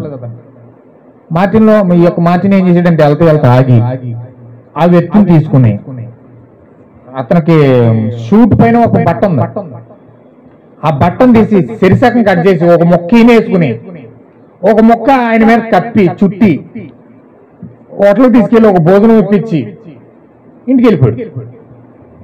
హల్లెలూయా. ఇంటికి వెళ్ళిపోయిన తర్వాత ఆ ఇంటి దగ్గర పడుకుని విశ్రాంతి తీసుకుంటా ఉన్నాడు. ఆ రాత్రే ప్రభువైన యేసుక్రీస్తు ఆయనకి అల్లకొచ్చాడు. ఎలా వచ్చాడు అనుకున్నారు? యేసుక్రీస్తు ఆ వ్యక్తికి వేసిన సగం మొక్క బట్ట వేసుకుని యేసుక్రీస్తు అక్కడ నిలబడ్డాడు. ఆమేన్. హల్లెలూయా. ఆ కట్ చేసిన మొక్క యేసుక్రీస్తు మీద ఉంది. ఆ మొక్క అట్టుకొచ్చి అక్కడ నిలబడ్డాడు ఆయన. నా సహోదరుడా, నీవు నాకు ఇచ్చిన ఈ వస్త్రము నాకు ఇచ్చి కప్పో, దానిని బట్టి నువ్వు మేలు పొందుకున్నావు. ఈ రోజు నేను నిన్ను దర్శించాను అని ఎప్పుడైతే ఆ యొక్క ఆత్మ దర్శనము ఆ మార్టిన్ పొందుకున్నాడో వెంటనే మార్టిన్ క్రైస్తుడుగా మారాడు. హల్లెలూయా. చూసారా? అతని జీవితం ఇతరుల కోసం ఆలోచించాడు. దేవుని కొరకు సమర్పించుకోవడానికి ఒక ఆధారం ఏంటంటే మనము ఖచ్చితంగా అనేక ఆత్మల కోసం సమర్పించుకోవడమే దేవుడు మనం దర్శిస్తాడు. నువ్వు ఏదో డబ్బులు ఇచ్చేసి కానుకలు ఇచ్చేసి ఏదేదో చేసేసినంత మాత్రాన దేవుడు నిన్నేమీ చేసి పట్టించుకోడు. మనం ఎప్పుడైతే ఆత్మల కోసం పట్టించుకొని ఒక ఆత్మను రక్షించాలనే తాపత్రయం మీలో ఉంటుందో, ఒక వ్యక్తి కోసం ఎప్పుడైతే ఆలోచిస్తావో దేవుడు నిన్ను మార్చడానికి మొదట పెట్టాడు. హల్లెలూయా. ఈ డిఎల్ మూడి ఎప్పుడైతే తనకు తానుగా చేతులు పైకి తప్పగించుకున్నాడో కొన్ని కోట్ల మందిని ఈ రోజు అతను నడిపించడానికి మార్గమయ్యాడంట. ఆ సాకలవాడు బట్టలు ఉతికి సంపాదించి అంత ఖర్చు పెట్టి చేసేసి వేస్ట్ అయిపోయిందేమో అనుకున్నది ఆవిడ. కానీ రోజు కొన్ని వేల డిఎల్ మూడి సంపాదించిన ఆత్మలన్నిటిలో ఈవిడికి భాగం ఉంది. హల్లెలూయా. ఈవిడ పాలిభాగస్తురాలు. ఈ రోజు పరలోకంలో వాళ్ళందరికంటే ముందుగా నిలబడి యవనస్తురాలై 20 సంవత్సరాల వయసులో ఆవిడ కూడా ఆనంద వ్యక్తం చేస్తా ఉంది. ఎందుకంటే ఈ రోజు మనకు సంఖ్య ముఖ్యంగా మనకంటే. హల్లెలూయా. దేవుడు ఇయ్యాలి కదా రేపు ఎత్తాడు, రేపు కదా ఎల్లుండి ఎత్తాడు, ఎల్లుండి కదా ఎల్లుండి ఎత్తాడు. అబ్రహాము కుమారుని కూడా 20 సంవత్సరాలు పట్టింది. హల్లెలూయా. మన సంఘం కట్టబడ్డాక ఎన్ని సంవత్సరాలు పడతాం మనకేం తెలుసు. హల్లెలూయా. అందుచేత మనం ఇక్కడ ఎంతమంది వచ్చారు సంఖ్య బలం చూడకండి. దేవుడు మీతో మాట్లాడే విధానం చూడాలి. దేవుడు మాట్లాడే విధానం చూసి మనం సమర్పించుకుంటే మన జీవితాలే రేపు వద్దుట అనేక మందికి ద్వారం తెరుస్తాయి. జనాలు ఏమి ఆ మాటలు చూడరు, మన జీవితాలు చూస్తారు. హల్లెలూయా. జనాలు మాటలు చూడరండి, మన జీవితాలు చూస్తారు. మన జీవితాలు ఎంతవరకు వాక్యం నెరవేరుతుందో చూస్తేనే వారు రావడానికి ఇష్టపడతారు. హల్లెలూయా. అందుచేత మనం గొప్ప గొప్ప మంచి మంచి మాటలు చెప్పి అలాంటి ఇలాంటి ఉన్నన్ని మన డప్పు మనం కొట్టుకోవడం వల్ల ఏం ఉపయోగం లేదు. అందుచేత మనం ఖచ్చితంగా వాక్యం మన జీవితంలో నెరవేరాలని కోరుకుందాం. హల్లెలూయా. ఎంతమందికి అర్థమవుతుందన్నమాట? త్వరగా ముగిస్తాం. చూడండి, ఇప్పుడు దేవుడు విత్తనాలు విత్తాడు. ఆ విత్తనాలన్నీ కూడా భూమి మీద ఉన్నాయి. ఎన్ని రకాలుగా విత్తుతున్నాడండి ఆయన? 4 రకాలుగా విత్తుతున్నాడు. ఒక విత్తనం త్రోవపక్కబడిన విత్తనం, వాళ్ళు వింటారు, నమ్ముతారు, కానీ రక్షణ మాత్రం పొందరు. అపవాది వాళ్ళ హృదయంలోకి వచ్చి వారు విన్న వాక్యం అంతా ఎత్తుకుపోతుంది. వాళ్ళు ఎంత మాత్రమో ఆ వాక్యము అక్కడ ఉండదు. రాతి నెలలో పడ్డ వాక్యము సంతోషంగా వాక్యాన్ని అంగీకరిస్తారు, కానీ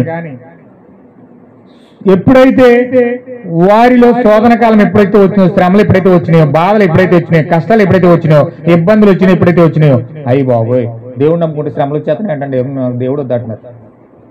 హల్లెలూయా. దేవుడు ప్రార్థన ఎక్కువ చేస్తే చాలా మంది శోధన ఎక్కువ వచ్చేదని ప్రార్థన చేయరండి. చాలా మంది కొంతమంది చెప్తారు నాకు, ప్రార్థన చేసి కొద్ది శోధనలు ఎక్కువ వచ్చేస్తున్నాయండి. హల్లెలూయా. అందుకే చాలా మంది ప్రార్థన చేయరు, ప్రార్థన చేయడానికి భయపడతారు, వాక్యం చదవడానికి భయపడతారు. ఎందుకంటే శోధన వచ్చేద్దని, ఏదన్నా వచ్చేస్తుందని భయపడి శోధన చేయరనమాట. శోధనలు భయపడి వాక్యాన్ని చదవడం మానేసి ప్రార్థన చేయడం మానేసావంటే నువ్వు ఖచ్చితంగా మొండల తప్పుల్లో పడ్డ విత్తనమే. అంటే నువ్వు నేను శోధన అనే ముళ్ళు ఏం చేస్తున్నాను, గుచ్చేస్తుంది. ఆ శోధన అనే ముళ్ళు ఎప్పుడైతే కసక్కం గుచ్చిందో, అయ్యి బాబోయ్ బాధ వచ్చేసింది, నాకు ఇంక ప్రార్థన వద్దు, నాకు ఇంకా వాక్యం వద్దు అంటే నీకు బాధ వచ్చింది, ఏదో సమస్య వచ్చింది నీలో, వెంటనే వాక్యాన్ని విడిచిపెట్టేసావు. ఇప్పుడు 4వ విత్తనం యొక్క లక్షణం చూద్దాం. లోకాసు వార్త 8:15 చూస్తే, మంచి నేల నుండి విత్తనమును పోలిన వారు ఎవరనగా యోగ్యమైన మంచి మనసుతో వాక్యమును విని దానిని అవలంబించి ఓపికతో ఫలించువారన్నమాట. ఆమేన్. హల్లెలూయా. మంచి విత్తనం. ఈ మంచి విత్తనం ఎక్కడ పడుతుందంటే, ఎప్పుడైతే ఆ మంచి విత్తనంలో విత్తనం పడిందో, వాక్యము పడిందో, ఆ విత్తనం యొక్క లక్షణం ఏమిటంటే మంచి మనసుతో వాక్యాన్ని విని దాన్ని అవలంబించి ఓపికతో ఫలించే వరకు వాళ్ళు ఎదురు వస్తారట. హల్లెలూయా. అంటే మంచి విత్తనంలో ఉండే గొప్ప లక్షణం ఏంటంటే సహనం. ఏంటండి? మంచి విత్తనంలో ఉండే గొప్ప లక్షణం ఏంటంటే సహనం అన్నమాట.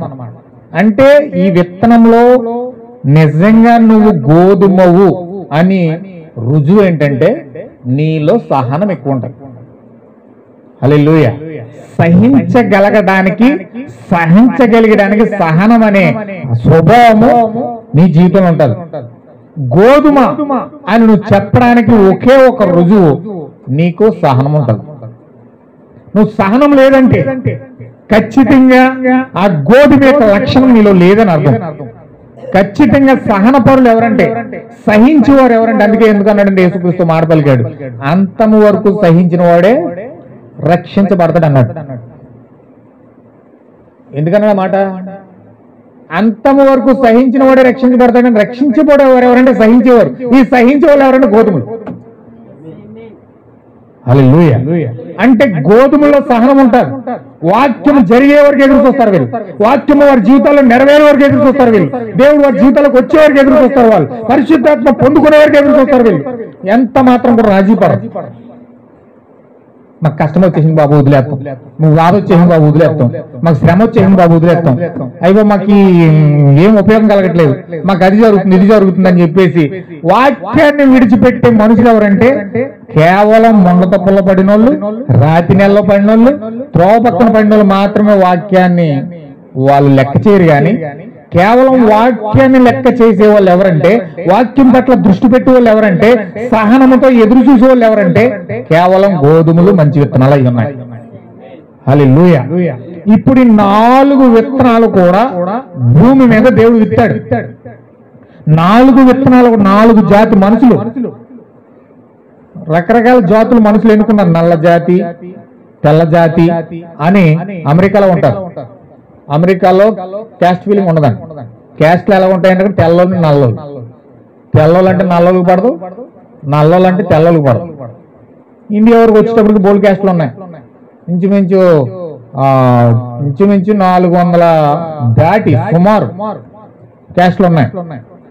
రకరకాల జాతులు బట్టి క్యాస్ట్లు ఇచ్చుతారు. భారతదేశంలో అయితే జాతులు బట్టి, పనిని బట్టి క్యాస్ట్ ఉంటుంది. అంటే వాళ్ళు ఏ క్యాస్ట్ చెందిన వాళ్ళు వాళ్ళ పని చూస్తే చెప్పొచ్చు అనమాట. వాళ్ళు ఎలాంటి మనుషులు వాళ్ళ పనిని బట్టి నిరూపణ అవుతుంది. ఇది భారతదేశంలో ఉన్న సాంప్రదాయం.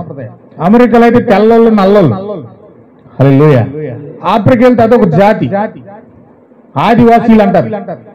ఇంకొక దేశానికి వెళ్తే ఇంకొక జాతి. ఇలా రకరకాల తెల్ల మట్టిని బట్టి, వారి యొక్క పనిని బట్టి, వారి యొక్క వృత్తులు బట్టి మనుషులు కేటగిరీలు ఎంచుకుంటారు. కానీ భూమి మీద దేవుడు 4 జాతులు, 4 రకాల మనుషులు పెట్టాడు. దేవుడు తయారు చేసిన మనుషులు 4 రకాలు. ఆ 4 రకాల విత్తనాలే భూమి మీద చలమని అవుతున్నాయి. కొంతమంది వాక్యాన్ని వినకుండా త్రోవపక్కన పడిన వారు దాన్ని వింటారు, నిజమేంటో తెలుసు, సత్యమేంటో తెలుసు, కానీ దాని దగ్గర రారేలు. వాళ్ళకి నిజం తెలుసు, వాళ్ళకి సత్యం తెలుసు, ఇది వాస్తవం అని వాళ్ళు అంగీకరిస్తారు కూడా, కానీ దాని దగ్గర రాలేరు, దాన్ని వినలేరు.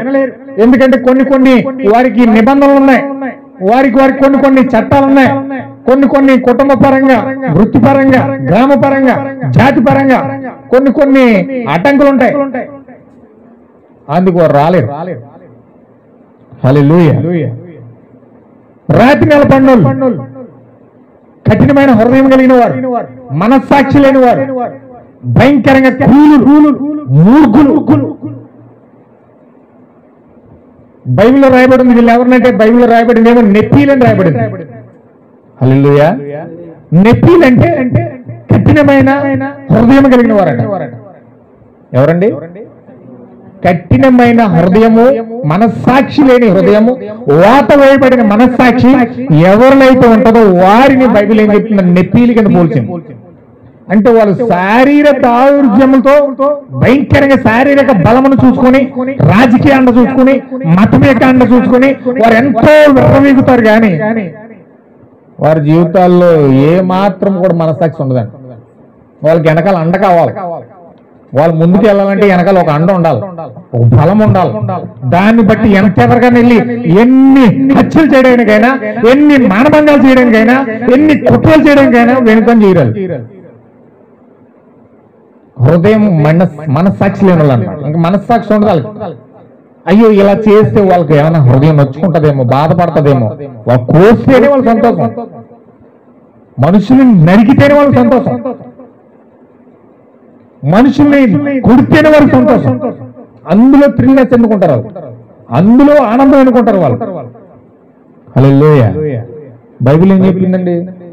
మనుషుల్ని చంపుతూ దేవునికి సేవ చేశామన్న కాలం వస్తుందట.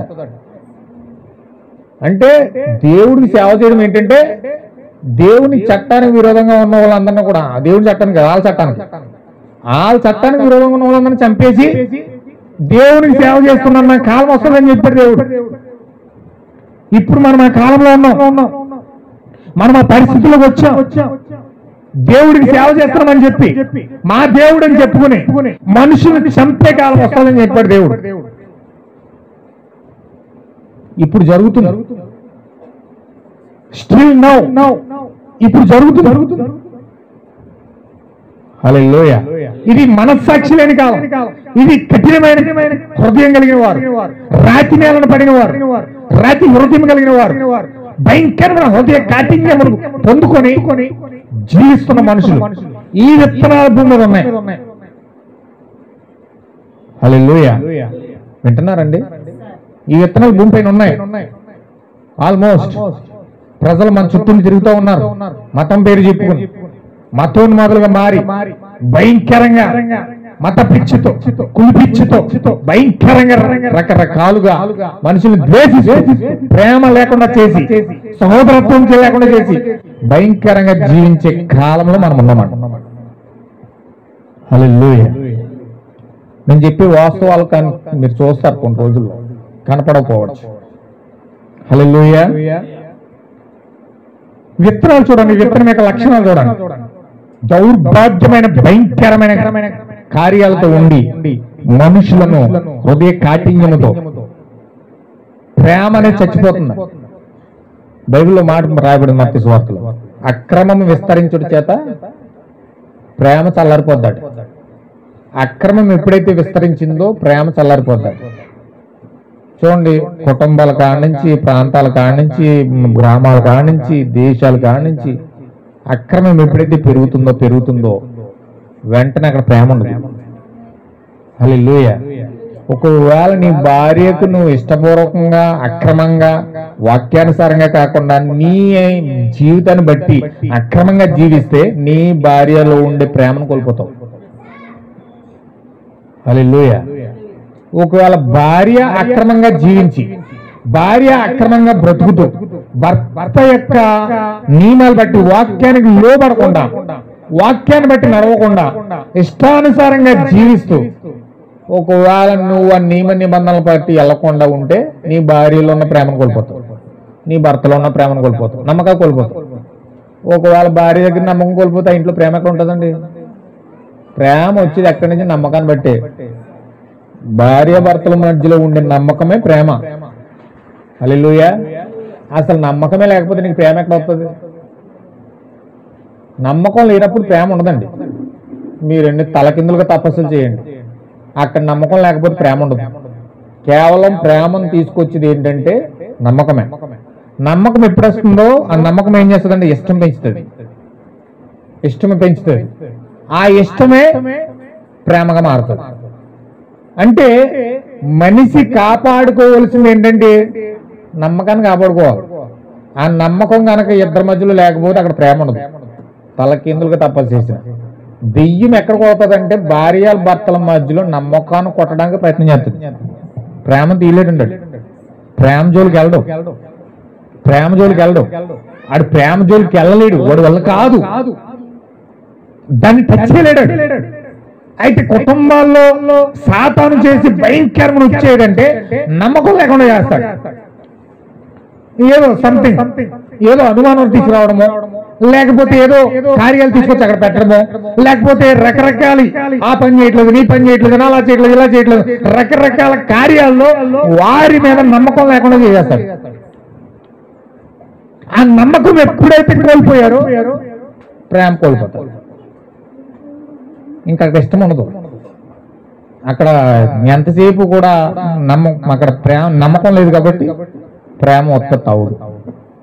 అందుకే మన జీవితాలకు కావాల్సింది ఏంటి? నమ్మకం. దేవుడు కూడా దాన్ని చూస్తాడు.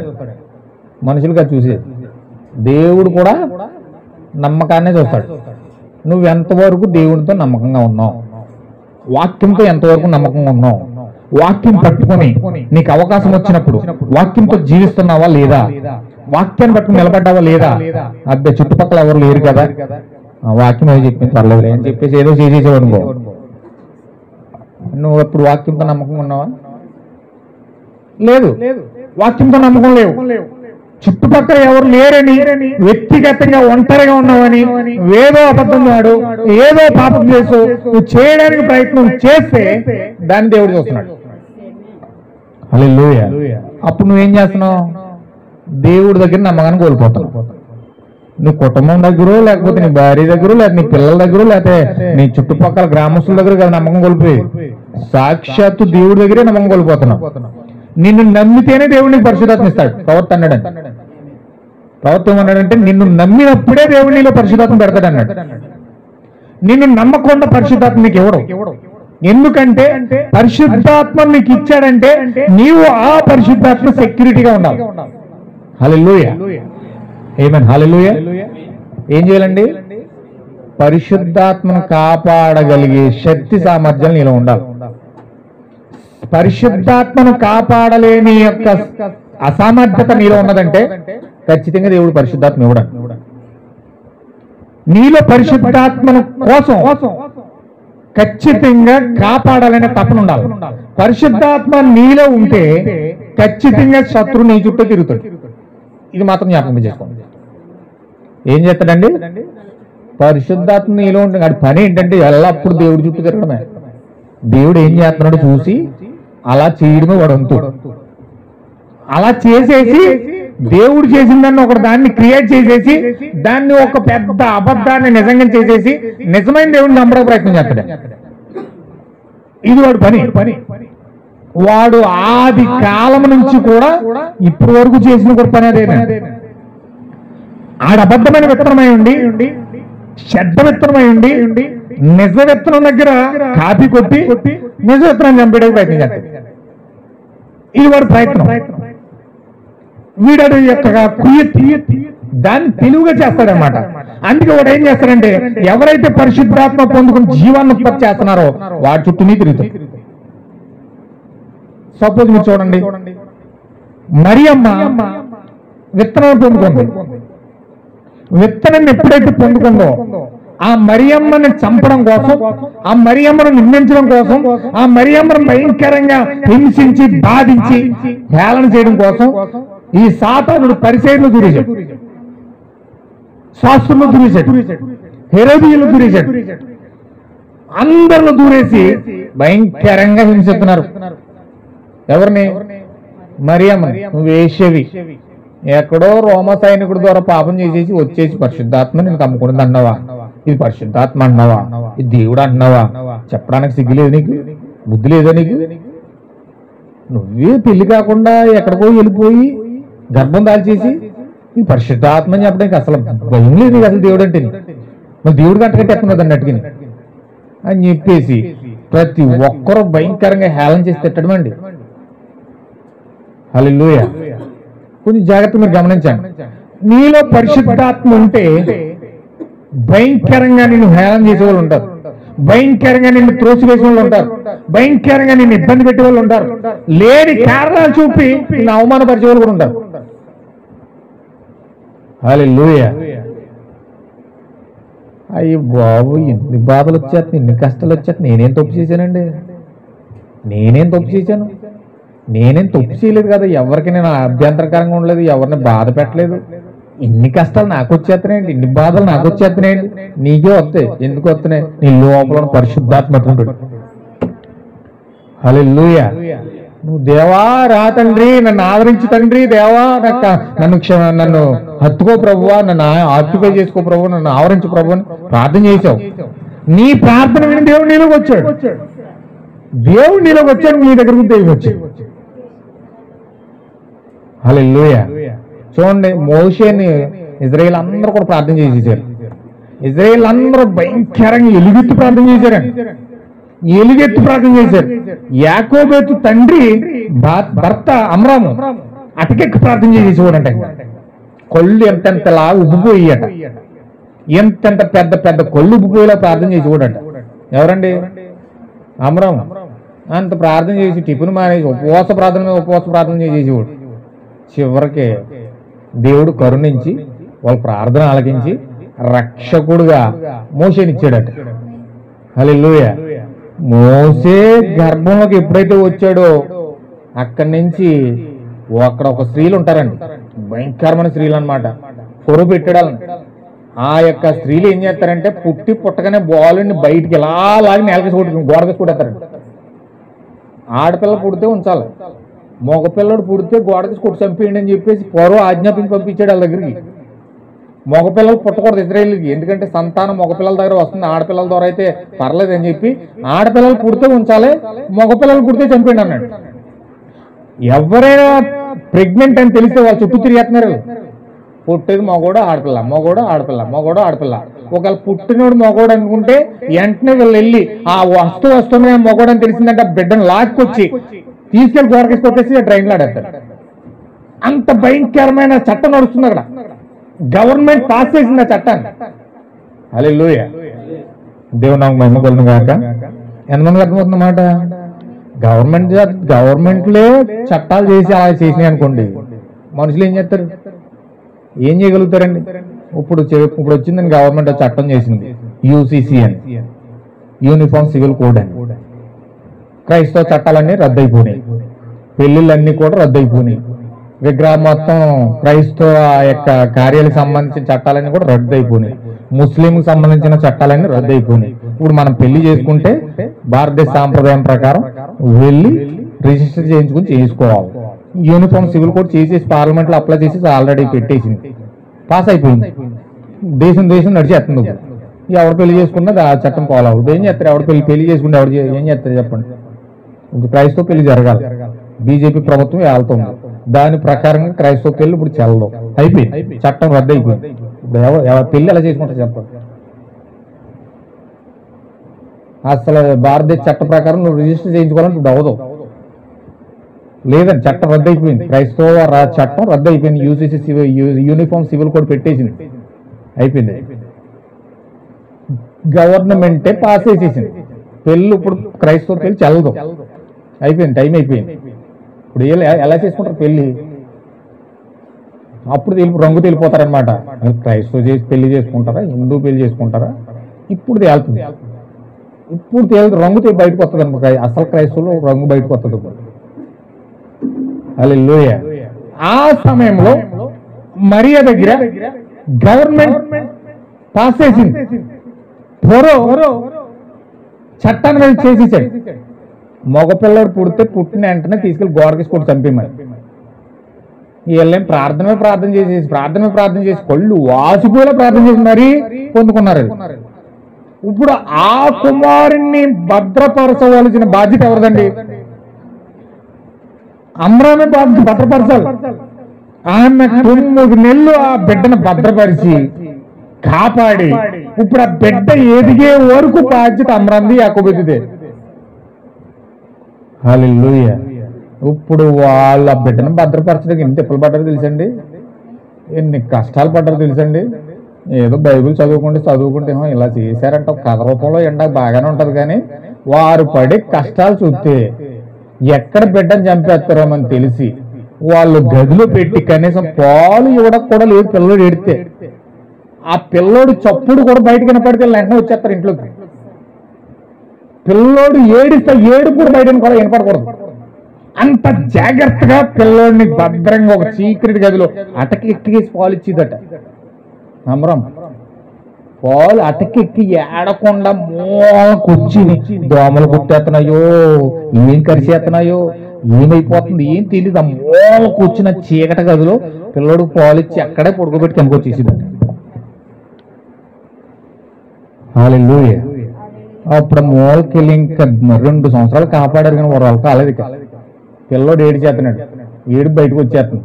అప్పుడు ఒక జమ్ము పెట్టి తయారు చేసి ఏం చేయాలి తెలియక, ప్రభువా మేము ఇంకా కాపాడే శక్తి మాలో లేదు ప్రభువా, ఈ పిల్లోడిని భద్రపరిచే బాధ్యత నీదే అని చెప్పి ఒక జమ్ము పెట్టి తయారు చేసి ఆ జమ్ము పెట్టిలో పిల్లోని పెట్టి నైల్ నదులు వదిలేసారట. హల్లెలూయా. జమ్ము పెట్టి అనగా ప్రవర్త అన్నాడు ఈ కాలమే ప్రవర్త. నోవహు ఓడ కట్టినట్టే జమ్ము పెట్టి తయారు చేశారట. నోవహు ఎలాగైతే రక్తం పూసి ఆ యొక్క ఓడను కట్టాడు, ఈ జమ్ము పెట్టి కూడా కీలు పూసి రక్తం పూసి పరిశుద్ధాత్మను అప్లై చేసి దేవుడికి అప్పగించి ఆ జమ్ము పెట్టిలో పెట్టి ఆ రక్తమును ఆ బిడ్డపైన అప్లై చేసి ఆ నైలు నదులు వదిలేరట. ఆ రక్తం ఎప్పుడైతే ఆ యొక్క పెట్టిలో ఉందో, ఆ బాక్స్ లో ఉందో, యేసుక్రీస్తు యొక్క శరీరంలోనికి ఆ యొక్క కుమారుడు ఎప్పుడైతే వెళ్ళాడు, వెంటనే ఆ నైలు నదిలో ఆ యొక్క పెట్టిని కాపాడడానికి కొన్ని వేల దూతలు ఆ జమ్ము పెట్టికి వచ్చేసినాయి. హల్లెలూయా. కొన్ని వేల దూతలు, వందల కొలది దూతలు ఆ జమ్ము పెట్టుకోకి వచ్చేసి ఆ యొక్క పెట్టి ఎలా తుంటున్నాయి, ఆ దూతలు వెనకాలే ఆ పెట్టి మీద నుంచి వెళ్తా ఉన్నాయంట. హల్లెలూయా. ఎంత పెద్ద ముసలి ఆ పెట్టిని ఇలా మింగేద్దామంటుందంట. హల్లెలూయా. ఇలా నోరాలు ఇచ్చినప్పటికీ ఆ దేవదూత నోటి మీద ఎలా ఒడిగేసి తొక్కేసిదట. హల్లెలూయా. అంటే ఒకవేళ నీవు రక్తము ద్వారా జమ్ము పెట్టిలో కనుక దాక్కుంటే, యేసుక్రీస్తు యొక్క రక్తము చేతను భద్రపరుచుంటే ఖచ్చితంగా ఆ యొక్క పాత్రని కాపాడేవాడు దేవుడు. హల్లెలూయా. ఆ యొక్క రక్తం నీలో ఉన్నప్పుడు దూత నీ దగ్గరికి వచ్చి నీతో వచ్చే శోధన, నీకు వచ్చే కష్టాలు, నీకు వచ్చే బాధలు, నీకు వచ్చే వ్యాధులు ఇవన్నీ కూడా నీ చుట్టూ దూతలుండే వాటిని కావలా కాసి నీ మీదేం పడకుండా కాపాడతాయి. నీ చుట్టూ దేవదూత కంచిలా మారుతుంది అనమాట. ఆయన యందు భయభక్తులు కలిగి ఉన్న వారి చుట్టూ ఏముంటాయి? ఆయన దూత కావలిగా ఉంటుందండి. ఏమన్నాడండి? భయము లేకుండా, భక్తి లేకుండా, ఇష్టానుసారంగా వాక్యము వస్తున్నా సరే ఏమేమైనా తట్టి చేయకోకుండా అలాగే నీ ఇష్టానుసారంగా ఉన్నావు అనుకో, నీ చుట్టూ దూత ఉండదు. నీకు శ్రమ వచ్చినప్పుడు నీకు దూత కావాలిగా కాయదు. నీకు ఇబ్బంది వచ్చినప్పుడు ఆ దూత నీ చుట్టూ ఉండదు. ఎప్పుడైతే దేవుని వాక్యం యందు, దేవుని యందు భయభక్తులు కలిగి నువ్వు ఎప్పుడైతే వాక్యానుసారంగా నడవడానికి ప్రయత్నం చేస్తున్నావో, దేవుని చిత్త ప్రకారం నువ్వు వెళ్ళడానికి ప్రయత్నం చేస్తున్నావో, నీకు శ్రమ వచ్చినప్పుడు నీ చుట్టూ దూత ఉంటుంది. హల్లెలూయా. ఆ దూత నీ చుట్టూ ఉండాలంటే, దేవుడు ఆ చోట దూతను పంపించి నీ చుట్టూ భద్రంగా ఉంచాలంటే నీవు ఖచ్చితంగా వాక్యానుసారంగా ఉండాలి. వాక్యానుసారం క్రియ చేస్తూ ఉండాలి, వాక్యానుసారంగా నడుస్తూ ఉండాలి. అప్పుడు నీ చుట్టూ దూత ఉంటుంది. హల్లెలూయా. ఇక్కడ ఏం జరుగుతుందో చూడండి. ఈ 4 విత్తనాలు దేవుడు భూమి మీద ఇట్టాడు. త్రోవ పక్కన పడినవారు, రాతి నేల పడినవారు, ముళ్ళకచ్చిన పడినవారు. ముళ్ళకంచెలో పడిన వాళ్ళకి తెలుసు, మనకు తెలుసు.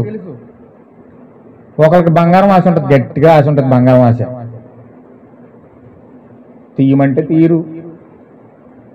దేవుడు నీకు బంగారం మీద బంగారం పెట్టుకోవద్దు అన్నాడమ్మా. నువ్వు పవిత్రమైన దేవుని కుమార్తెవి. నువ్వు దేవుని రాజ్యంలోకి వెళ్తే బంగారం నీ చెవులు కాదు, నీ ముక్కులు కాదు, ఏకంగా బంగారపు రోడ్ల మీద నడుస్తావు. నువ్వు ఆ బంగారపు రోడ్ల మీదే నీవు దేవుని కుమార్తె వాళ్ళే, దేవుని రాజకుమార్తె వాళ్ళే ఉన్నతమైన స్థానంలో నడుస్తావమ్మా.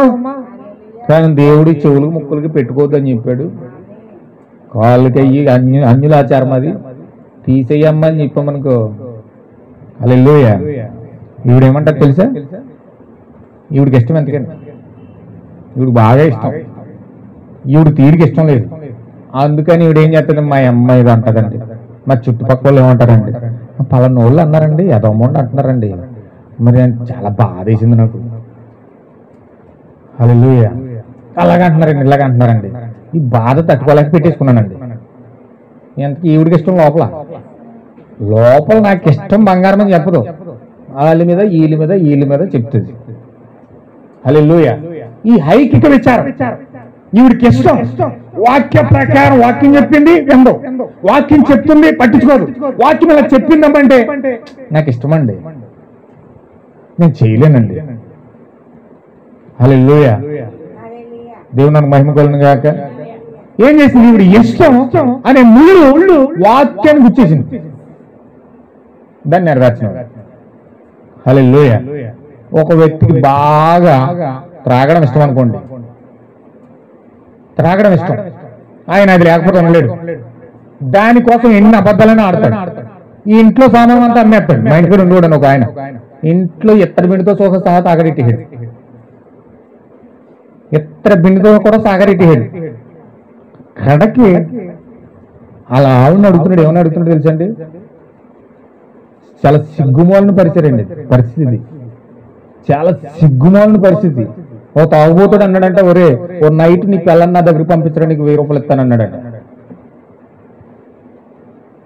ఒక నైట్ నీ పిల్లని నాకు పంపిస్తే నీకు 1000 రూపాయలు ఇస్తానన్నాడంట. ఆ 1000 రూపాయల కోసం 1000 రూపాయలు ఉంటే 4 రోజులు తాగొచ్చా నీకు ఐడియా వేసుకుని, ఆ రోజు నైట్ వచ్చే భార్యతో గొడవ, నువ్వు వెళ్తావు వెళ్ళవా, నాకు అది 1000 ఇస్తానన్నాడు. ఇది ఎంత దరిద్రమైన దిక్కుమాలిన పరిస్థితి అంటే అంత దిగజారిపోవడం. దానికోసం ఏదైనా కూడా చేయడానికి వెనకడు ఏడు, కడుపులోకి వెళ్ళిపోయి పడిపోవాలంతే. దానికోసం బతుకుతున్నాడు ఇతను. ఇంక ఏ మానభంగాలు చెడిపోయి, ఏ కుటుంబం రోడ్డు పడిపోయి దిక్కుమాలంలో అయిపోయిన పిల్లలు పట్టించుకోడు.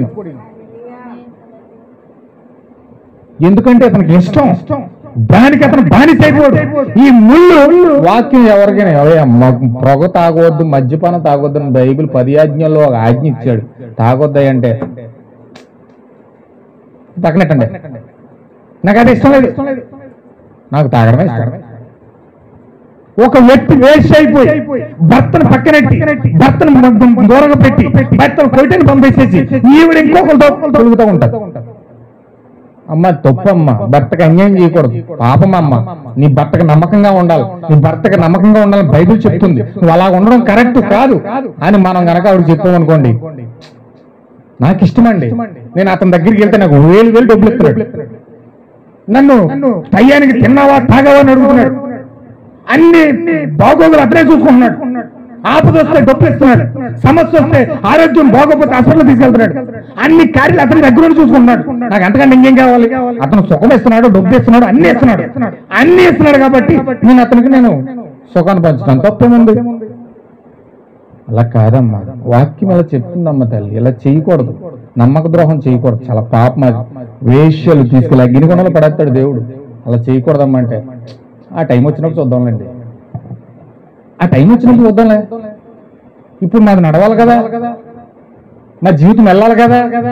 ఈ కహానాలని ఎందుకు చెప్తుందంటే కేవలం ఇతను సుఖం తెచ్చుకోవడానికి, ఈవిడ ఆశలు తెచ్చుకోవడానికి. వాడైతే గంటకు సీరట్ కొత్తాడు, లేకపోతే ఏదో ప్యాలెస్లు కొంటాడు, ఎక్కడో భూములు కొంటాడు, ఎక్కడో బంగారం కొంటాడు, ఏదేదో చేస్తాడు వాడి కోరిక వాడు తీర్చుకోవడం కోసం. హల్లెలూయా, దేవుని నామమునకు మహిమ కలుగును గాక. అయితే ఇక్కడ వాటికి అలవాటు పడి, ఆ యొక్క ఆశలకు అలవాటు పడి ఈవిడేం చేస్తుందంటే ఆ కార్యాలన్నీ చేయడానికి శరీర సుఖము వస్తుంది, డబ్బు వస్తుంది, ఆనందం వస్తుంది. ఇంకేం కావాలి? వాక్యం ఏం చెప్తే ఏంటి, ఎలా చెప్తే ఏంటి, ఎటుపోతే ఏంటి? ఈ యొక్క రుగ్మత, ఈ యొక్క కోరిక, ఈ యొక్క దాహం ఏం చేస్తుందంటే ఒక ముళ్ళు వాక్యాన్ని నొక్కేస్తుంది. ఏం చేస్తుందండి? గుచ్చేస్తుంది గట్టిగా. దేవుడికి కళ్ళని నీళ్ళు వస్తున్నాయి, ముళ్ళు గుచ్చుతుండే. దేవుడే ఏడుస్తున్నాడు, దేవుడే కన్నీరు కారుస్తున్నాడు, దేవుడే బాధపడి ఆ అణిగిపోతూ మూలకు అణిగిపోతూ ఎంత ముళ్ళు గుచ్చుతుందో ఆ ఏక మేకు, ఆ ముళ్ళల్లో గుచ్చిన, తలలో గుచ్చిన మేకు ఆ లోపలికి వెళ్ళినప్పుడు కళ్ళంట నీళ్ళు కారి ఏడుస్తున్నాడు తప్ప. ముళ్ళ కిరీటం ఎందుకు పెట్టాడు అనుకున్నారు? ఆయనకి యేసుక్రీస్తుకు ముళ్ళ కిరీటం ఎందుకు పెట్టారనుకున్నారు? ఆ ముళ్ళల్లో పడిన విత్తనాలు గుచ్చుతున్నాయి. ఆ ముళ్ళల్లో పడిన విత్తనాలు ఆ ముళ్ళ కిరీటం ద్వారా రక్తం అలా కారుకుంటూ ఏడుస్తున్నాడు ఆయన. హల్లెలూయా. ఈ 4 విత్తనాలు చేసే పనే కల్వరి శిలువలో అంత భయంకరంగా అయిపోవడం కారణమైన ఈ 3 విత్తనాలు త్రోవ పక్కన పడినవారు, రాతి నేల కడిగినవారు, ఈ ముళ్ళ గంటల్లో పడినవారు యేసు క్రీస్తుని ఆ విధంగా కల్వరి శిలువలో యాతన పెడుతున్నారు. నీ జీవితం కల్వరి శిలువలో ఆ విధంగా యాతన పడుతుంది. కల్వరి శిలువలో ఆ విధంగా యాతన పడడానికి ఆ ముళ్ళు ఎవరో కాదు, నువ్వే. హల్లెలూయా. ఇప్పుడు ఆయన కల్వరి శిలువలో రక్తం కారిపోయి అంత భయంకరంగా ఏడుస్తూ, అయ్యా దేవా దేవా నా దేవా నన్నెలా విడనాడుతోని ఏడుస్తుంటే కనీసం చేమ కుట్టినట్టు కూడా మనకు లేదు. ఆ ముళ్ళు గుచ్చేసి మన ఆశల చేత, మన కోరికల చేత, మన యొక్క సమస్తమైన కల్మసం చేత ఆయన ముళ్ళలు గుచ్చోబడి ఆ కల్వరి శిలువలో ఏడుస్తున్నా సరే కనీసం చేమ కుట్టినట్టు కూడా లేదు.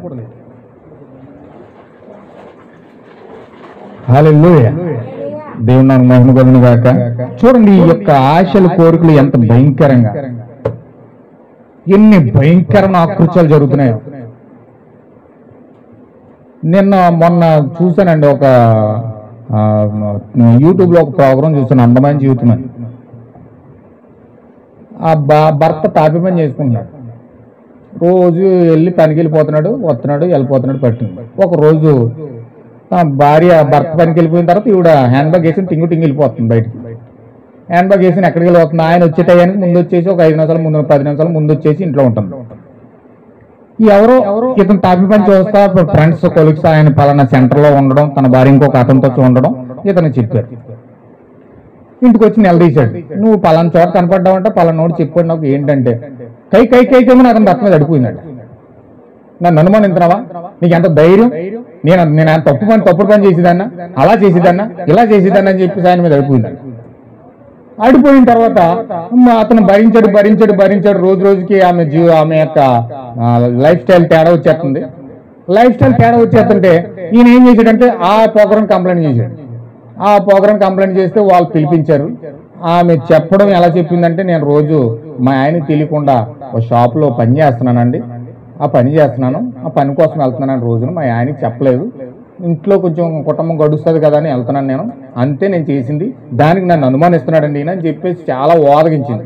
లాస్ట్కి వాళ్ళు గట్టిగా అడిగిన తర్వాత అప్పుడు చెప్పింది, ఆ షాప్లో ఉన్న ఓనర్తో నాకు అక్రమ సంబంధం ఉందండి, అతనే నన్ను ఎక్కడ తీసుకెళ్ళినా అతనే తీసుకెళ్తాడు అని చెప్పేసి చెప్పింది. కొన్ని ఆధారాలు చూపించిన తర్వాత, మరి ఇప్పుడు వరకు నువ్వు అసలు పతివ్రతం చెప్పావు, అలా చెప్పావు, ఇలా చెప్పావమ్మా, ఎందుకు ఇలా మాట్లాడావు? అంటే మాట్లాడలేదు. హల్లెలూయా. చూసారా ఆమె జీవితం, మన లైఫ్ స్టైల్ ఏం చేసిందంటే భర్త ఎవరో సుఖం ఇవ్వట్లేదని చెప్పేసి ఇంకొక అతన్ని ఆశ్రయించడానికి ప్రయత్నం చేస్తాం. ఆమె కోరిక, ఆమె ఇష్టం, ఆమె క్రైస్తవురాలు, చర్చికి వెళ్ళేటోడు ఆవిడ, చర్చికి వెళ్తూ వాక్యం వింటూ ఇలాంటి భయంకరమైన కార్యం ఇంట్లో చేస్తాం. హల్లెలూయా. చూసారా అంటే వ్యామోహాలతో నిండిన కార్యాలు. ఈ ముళ్ళ తుప్పల్లో పడిన వాళ్ళు ఎలాంటి వాళ్ళు అంటే వ్యామోహం. ఏమన్నాడని బైబిల్ అక్కడ చూడండి ఒకసారి. లోక సువార్త 8 వచ్చింది. ముండ్ల పొదల్లో పడిన ఎవరెవరనగా విని కాలము గడిచిన కొలది ఈ జీవన సంబంధమైన విచారముల చేత, అంటే జీవితంలో జరుగుతున్న కార్యాల చేత, జీవితంలో జరుగుతున్న కోరికల చేత, జీవితంలో జరుగుతున్న వ్యామోహాల చేత, జీవితంలో జరుగుతున్న ఆ యొక్క వస్తున్న బాధలు, కష్టాలు, సమస్యలు బట్టి వారు అణిచివేయబడి యేసుక్రీస్తు యొక్క శిరస్సులో మొలకీరటంగా మారిపోతున్నారు. హల్లెలూయా. దేవుని నామమునకు మహిమ కలుగును గాక. అయితే ఇప్పుడు ఈ 3 విత్తనాలు భూమి మీద ప్రపంచంలో ఉన్నాయి. రకరకాలుగా వారు జీవిస్తూ ఉన్నారు. వాళ్ళు క్రైస్తవులు ఉండవచ్చు, రకరకాల జాతులు ఉండొచ్చు, రకరకాల మతాలు అయి ఉండొచ్చు. మతంతో నిమిత్తం లేకుండా, జాతితో నిమిత్తం లేకుండా, కులంతో నిమిత్తం లేకుండా వారి వారి ఇష్టాల బట్టి ప్రతి ఒక్కరు కూడా నడుచుకోలే. హల్లెలూయా. దేవుని నామమునకు మహిమ కలుగును గాక. వాళ్ళు చేసే తప్పులకి, వాళ్ళు చేసే కార్యాలకి కొంతమంది ఏం చేస్తారంటే, హల్లెలూయా, దేవుని నామమునకు మహిమ కలుగును గాక. వింటున్నారండి? కొంచెం చాలా జాగ్రత్త, కేర్ఫుల్గా కొంచెం ఆలోచించండి. మీరు చెప్తున్న విషయాలు కొంచెం జాగ్రత్తగా, నిజ జీవితంలో స్టోరీలు చెప్పట్లేదు, నిజ జీవితంలో జరుగుతున్న అంశాలు. ఖచ్చితంగా దీన్ని బట్టి మనం ఆలోచిస్తే మన జీవితాలు ఎటు వెళ్ళిపోతున్నాయి కొంచెం అర్థమవుతుంది. మనం మంచి విత్తనమా లేకపోతే గురువులమా గోధులమా అన్న సంగతి మనకు అర్థమవుతుంది. ఇప్పుడు అసలైన విత్తనం మనం అన్నది తెలుసుకున్నాం అనుకోండి, అసలు విత్తనం ఏం చేయాలన్నది ప్రాసెస్ మన తర్వాత తెలుస్తుంది. హల్లెలూయా. ఆ విత్తనం యొక్క ప్రాసెస్ మనకు తెలుస్తుంది. ఎప్పుడైతే మనము ఆ నిజమైన విత్తనం నేనే అని రూఢి అవ్వాలి. ఎందుకంటే మన లక్షణం దాన్ని తెలియజేస్తుంది. ఆ విత్తనం నేనే అని మనం కనుక గుర్తించామంటే వెంటనే మనం అన్ని విత్తనం చేయాల్సిన నెక్స్ట్ ప్రాసెస్ లో మనం వెళ్ళిపోతాం. హల్లెలూయా. అందుకే ఈ కాలం యొక్క ప్రవర్త 7 సంఘకాలాలు బోధించాడు. 7 సంఘకాలాలు బోధించి ఆయన ఏం చెప్తున్నాడంటే 7 ముద్రలు 7 సంఘకాలాలు బోధించడానికి గల కారణం ఏంటంటే ఆయన కేవలం నిజ విత్తనాన్ని, అబద్ధమైన విత్తనాన్ని చూపించడమే అతని వంతు. హల్లెలూయా. ఏంటండి? అందుకే ఆయన ఏం చేస్తున్నాడంటే నిజమైన విత్తనము, అబద్ధమైన విత్తనం ఆయన చూపించడం ఆయన వంతు. చూడండి, ఈ విత్తనము ఆది కాండం నుంచి కూడా ఇప్పుడు వరకు కూడా విత్తనం కలిసి ప్రయాణం చేస్తున్నాయి. గురుగులు గోధుమలు కలిసి ప్రయాణం చేస్తున్నాయి. మంచి చెడు కలిసి ప్రయాణం చేస్తున్నాయి. హల్లెలూయా. వినాలండి. హల్లెలూయా. ఆమేన్. చూడండి, ఆది కాండంలో దేవుడు ఏదైనా తోట సృష్టించి ఆ ఏదైనా తోటలో దేవుడు మంచి చెడు తెలివిచ్చే వృక్షము జీవవృక్షం పెట్టాడు. దేవుడు ఆది కాండంలో మంచి చెడు తెలివిచ్చే వృక్షం పెట్టాడు, జీవవృక్షాన్ని పెట్టాడు. ఆ 2 పెనేసుకుని ఉన్నాయంట. ఏదైనా తోటలు ఎలా ఉన్నాయండి? 2 పెనేసుకుని ఉన్నాయి. తర్వాత మరలా ఆ యొక్క 2 చెట్లు భూమి మీదకి ఎలా వచ్చినాయంటే కయ్యేను హేబేలు రూపంలో వచ్చినాయి.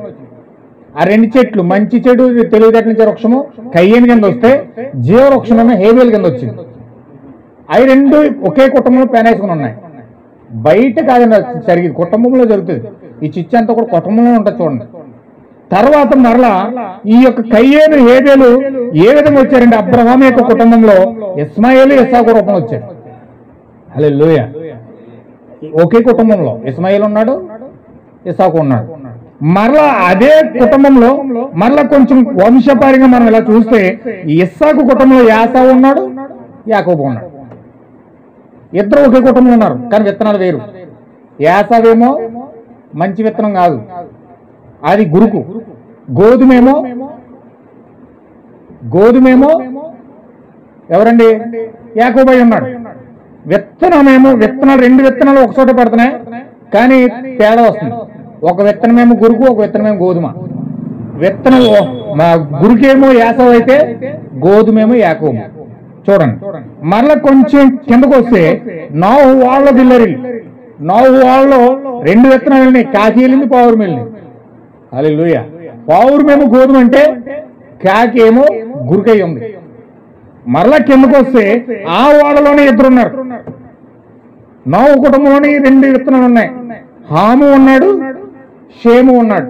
షేము గోధుమ అయితే హాము గురుగై ఉన్నాడు. చూడండి, తర్వాత మళ్ళీ కిందకు వస్తే మోషే వచ్చాడు. ఆ మోషే ఎదుర్కోకుండానే బిలాం ఉన్నాడు. 2 క్రైస్తువులే, 2 ప్రవక్తలే, కానీ బిలామేమో గురుగై ఉంటే మోషే ఏమో గోధుమై ఉన్నాడు. 2 దేవుని యొక్క ప్రవక్తలే. హల్లెలూయా. అలాగే కొంచెం కిందకు వస్తే ఒకే కుటుంబంలో ఒకే రాజ్యంలో 2 ఉన్నారు. దావీదు ఉన్నాడు, సౌలు ఉన్నాడు. సౌలు గురుగై అయితే దావీదు గోధుమై ఉన్నాడు. అలా కిందకు వస్తే మరలా అహాబు ఉన్నాడు, ఏలియా ఉన్నాడు. ఏలియా గోధుమ, అహాబు గురుగై ఉన్నాడు. కిందకు వస్తే సిద్కియా ఉన్నాడు. సిద్కియా వచ్చాడు. మరలా ఎలీషా వచ్చాడు. ఎలీషా గోధుమ, సిద్కియా గురుగై ఉన్నాడు. ఇర్మియా కొంతకాలం తర్వాత మరి ఇర్మియా వచ్చాడు. ఇర్మియా ఏమో గోధుమ. ఆ ఇర్మియాకి ఆపోజిట్ లో ఒక అబద్ధ ప్రవక్తలు వేశాడు. ఆయన అనన్య, ఆయన గురుకై ఉన్నాడు. హల్లెలూయా. చూడండి, తర్వాత కొంతకాలం తర్వాత మరలా 2000 సంవత్సరాల క్రితం యోధ ఇస్కరియోతు వచ్చాడు. యోధ ఇస్కరియోతు పక్కన యేసుక్రీస్తు ఉన్నాడు. యేసుక్రీస్తు గోధుమ అయితే ఇస్కరియోతు యోధ గురుకై ఉన్నాడు. చూసారా, ఆది నుంచి పక్క పక్కనే ఉంటున్నాయి, పెనేసుకుంటున్నాయి. బయట ఎక్కడో జరగట్లేదు. ఈ నిజమైంది, అబద్ధమైంది, గురుకు గోధుమ 2 కలిసి పెరుగుతున్నాయి.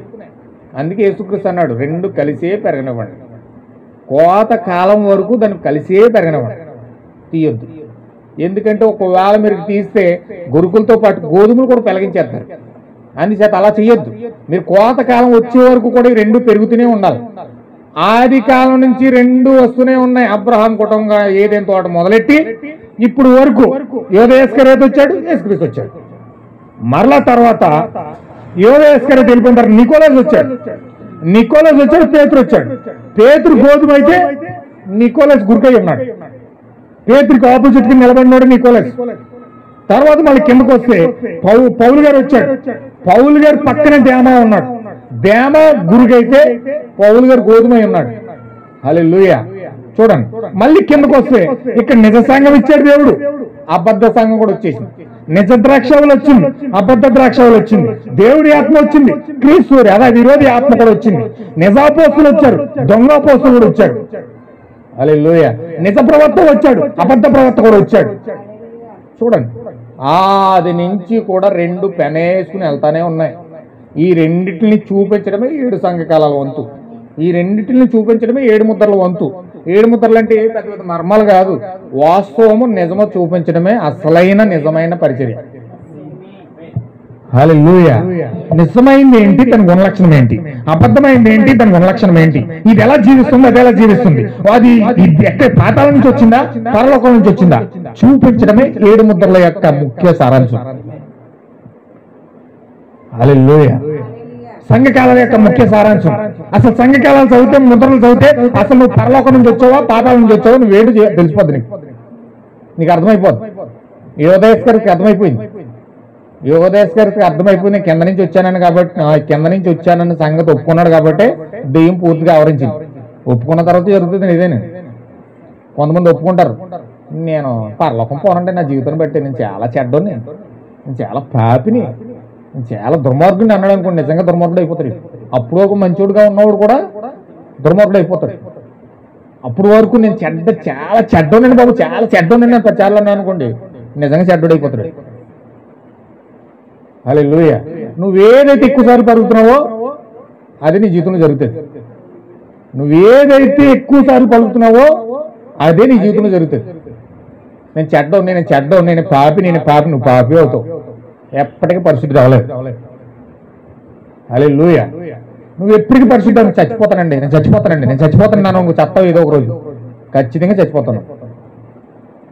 ఎందుకంటే నువ్వు చచ్చిపోతావు అంటే దెయ్యం ఎక్కడ ఉన్నది, నువ్వు చచ్చిపోతావు ఉన్నప్పుడు ఇలా వస్తుంది, ఇంకోసారి చచ్చిపోతావు అంటే ఇక్కడ వస్తుంది, ఇంకోసారి చచ్చిపోతావు అంటే ఇక్కడికి వస్తుంది, ఇంకోసారి చచ్చిపోతావు అంటే ఇక్కడికి వస్తుంది. అలా జరుగుతూ వచ్చి నువ్వు ఎదరిపోతుంది. అంటే 100 సార్లు నువ్వు పలికావంటే దూరంగా ఉన్న ఆత్మను దగ్గర తెచ్చుకుంటున్నావు. మీరు చూడండి, గట్టిగా పాముల కోసం మాట్లాడుకున్నారు అనుకోండి, పాములు వస్తాయి ఏదో సమయంలో. దెయ్యాల కోసం మాట్లాడుకున్నాం, మీ మధ్యలో దెయ్యాలు వచ్చేస్తాయి. దేవుడి కోసం మాట్లాడుకున్నారు, దేవుడు వస్తాడు. హల్లెలూయా. ఎవరి కోసం మీరు ఎక్కువ మాట్లాడుకుంటే అలా వస్తారు అక్కడ. హల్లెలూయా. అంటే నీ యొక్క మనస్సాక్షిని బట్టే నువ్వు నడిపించబడతావు. నీ శరీరం నీ మాటకు లోపడుతుంది. ఎంతమందికి అర్థమవుతుందన్నమాట? నీ శరీరం నీ మాటకు లోపడుతుంది, దేనికి లోపడదని. ఎవరు చెప్పిన మాట లోపడుతుంది. ఎవడో చేతపడి చేసేయడనో, లేకపోతే ఎవడో ఏదో చేసేయడనో, ఎవరికి దెయ్యం పట్టేసిందనో, లేకపోతే ఎవరికి ఏదో జరిగిపోయిందనో, ఇలా కాదు. ఎవరి మాట నీ శరీరం ఉందో, నీ శరీరం నీ మాట అంటారు. నీ మాట హృదయంలో నుంచి వచ్చిందని మాట అంటారు. హృదయంలో నాకు దెయ్యం పట్టేసింది నమ్ముతాం అనుకో, నీకు దెయ్యం పట్టకపోయినా దెయ్యం పట్టాలి. హృదయంలో నాకు ఎవడో ఏదో చేసేసాడు, అయిపోయింది నా పని అనుకున్నావు అనుకో, నిజంగా అయిపోద్ది. అంటే అందుకే సైంటిస్టులు కూడా తెలిసింది ఈ మర్మం, సైంటిస్టులు కూడా తెలుసు. ఒక ఆయన మొన్న యూట్యూబ్లో చెప్తున్నాడు, ఏమంటున్నాడంటే అతను బైబిల్ ప్రవక్త చెప్పిందే తీసుకుని, ప్రవక్త చెప్పిన వాక్యం ఇతను చెప్పినాడు అనుకున్నాను నేను. అతను ఏం చెప్పినాడు తెలుసండి, మీరు గట్టిగా పేద స్థితిలో ఉండండి, భయంకరమైన కఠినమైన నిరుపేదగా ఉండండి. ఎంత భయంకరమైన నిరుపేదగా మీరున్నా, మీరు పొద్దున్న లేచిన దగ్గర నుంచి తెల్లారే సందలాడే వరకు, కొడుకునే వరకు నేను కోటీశ్వరుని అని మీరు అనుకుంటా ఉండండి. ఏదో ఒకసారి ఏదో ఒక సమయంలో మిమ్మల్ని ఆ స్థానంలో పెడుతుంది అన్నాడు. హల్లెలూయా. అంటే నువ్వు లోపల బలంగా నమ్మింది నీ జీవితంలో జరుగుతుంది. అది వాక్యం చేసేది ఏంటో తెలుసా, బైబిల్ చెప్పేది ఏంటో తెలుసా, పాస్టర్ చేసేది ఏంటో తెలుసా, నీలో బలమైన విశ్వాసం తీసుకురావడమే. నిన్ను అది నమ్మేలా చేయడమే పాస్టర్ పని. హల్లెలూయా. చూడండి, ప్రవక్త అందుకే ఒక ఆయనకి ఇండియాలో నుండి ఒక ఆయనకి గుడ్డోడికి ప్రవక్త దగ్గరికి వెళ్ళాడు అనమాట. ఆయన పేరు ఏంటంటే హెన్రీ. ఆయన గుడ్డోడు. అయితే ఆయన ప్రార్థన చేశాడు.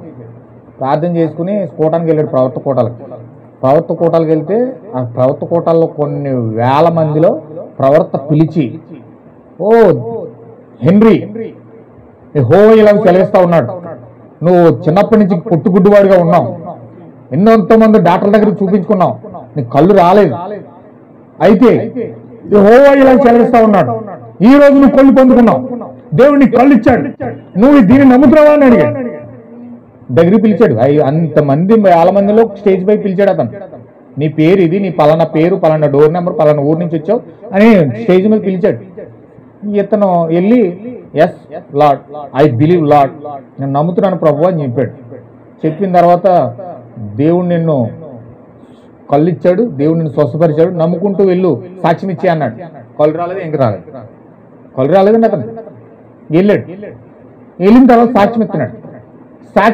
సాక్ష్యం ఇవ్వాలి. ఏమని సాక్ష్యం ఇవ్వాలి? నాకు కళ్ళు వచ్చినాయి అని సాక్ష్యం ఇవ్వాలి.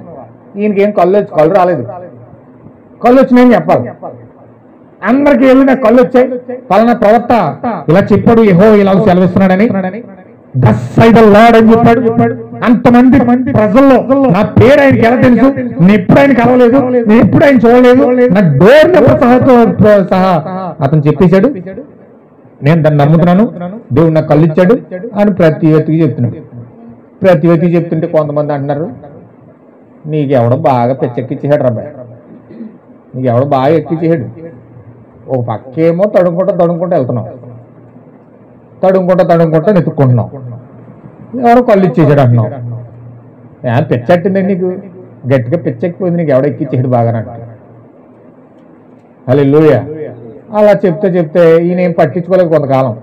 అలాగే దేవుడిని నమ్ముతూ దేవుడి మాటను నమ్ముతూ కొంతకాలం చెప్పాడు. అలా చెప్తా ఉంటే ప్రతి ఒక్కరు కూడా ఇదే మాట అంటున్నాడు. పిచ్చెక్కింది మొత్తం పిచ్చోళ్ళ చూస్తున్నారు అతను. పోరా అన్నారు అంతే, చెప్పొచ్చా కానీ అవ్వాలి అన్నారు. హల్లెలూయా.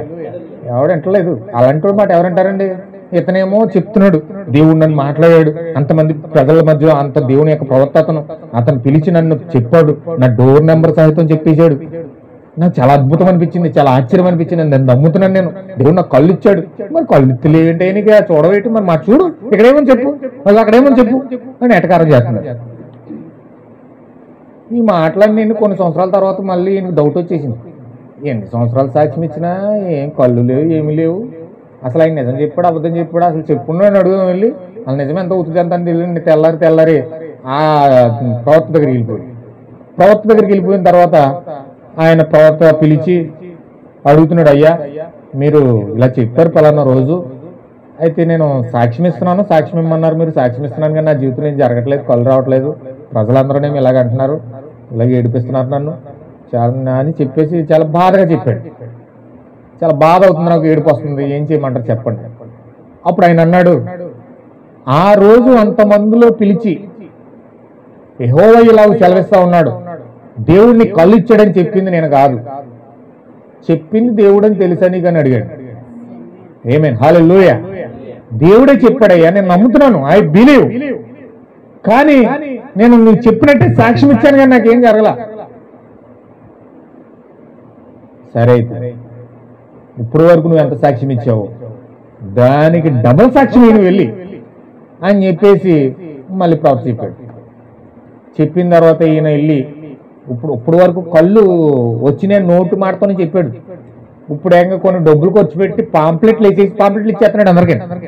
పాంప్లెట్లు ఇచ్చి మరీ చెప్తున్నాడు, నాకు కళ్ళు వచ్చినాయి నేను చూస్తున్నాను. గుడ్డోడినా కానీ నేను చూస్తున్నాను, దేవుడు నాకు కళ్ళు ఇచ్చాడని చెప్పాడు. ఒకరోజు బాగా తల ఎక్కువైపోయి కటింగ్ చేయించుకుంటా వెళ్ళి బార్బర్ షాప్లోకి వెళ్ళి కటింగ్ చేయించుకుంటా. ఏంటయ్యా కటింగ్ షాప్ అయినా అడుగుతున్నాడంట. ఏంటయ్యా నువ్వేం పిచ్చపట్టినలాగా పిచ్చోడు అయిపోయావు, ఏమైనా బుర్రలో ఏమైనా తేడా వచ్చింది, మంచి డాక్టర్కి ఏమైనా చూపించుకోపోయావా? పలానా హాస్పిటల్ ఉందా నాకు తెలుసు, ఆ హాస్పిటల్కి వెళ్తే ఆ డాక్టర్ బాగా చూస్తాడంటే నీకు నీ మెంటల్కి నీ పిచ్చికి బాగా మంచి ముందు ఇస్తాడంట. అలాగే నాకు తెలుసు, తీసుకెళ్తాను వస్తావా అంటున్నాడు. హల్లెలూయా. అయితే అలా అంటే ఇతనికి బాగా అతను అనే మాటలు ఎటకారంతో చెప్పి అతని మాటలుంటే బాగా రోసం వచ్చేసి, నువ్వు కట్టింగ్ చేస్తే చెయ్యి, నేను నమ్మేది బలంగా నా ప్రభు అయిన యేసుక్రీస్తే, అంతమంది ప్రజల్లో నన్ను పిలిచి ఫలానా ప్రవర్తన వాడుకునే దేవుడే నన్ను పిలిచాడు, దేవుడు నాకు కళ్ళు వచ్చినాయని చెప్పాడు, నేను దాన్ని నమ్ముతున్నాను, యెహోవా ఇలా సెలవిస్తాడు, దేవుడు నాకు కళ్ళు వచ్చాయని చెప్పాడు, ఐ బిలీవ్. ఆయన ఎప్పుడైతే బల్ల బుద్ధి మరి అక్కడ చెప్పాడో ఆ క్షణంలోనే కళ్ళు పొరలు రాలి కళ్ళు వచ్చేసినాయండి.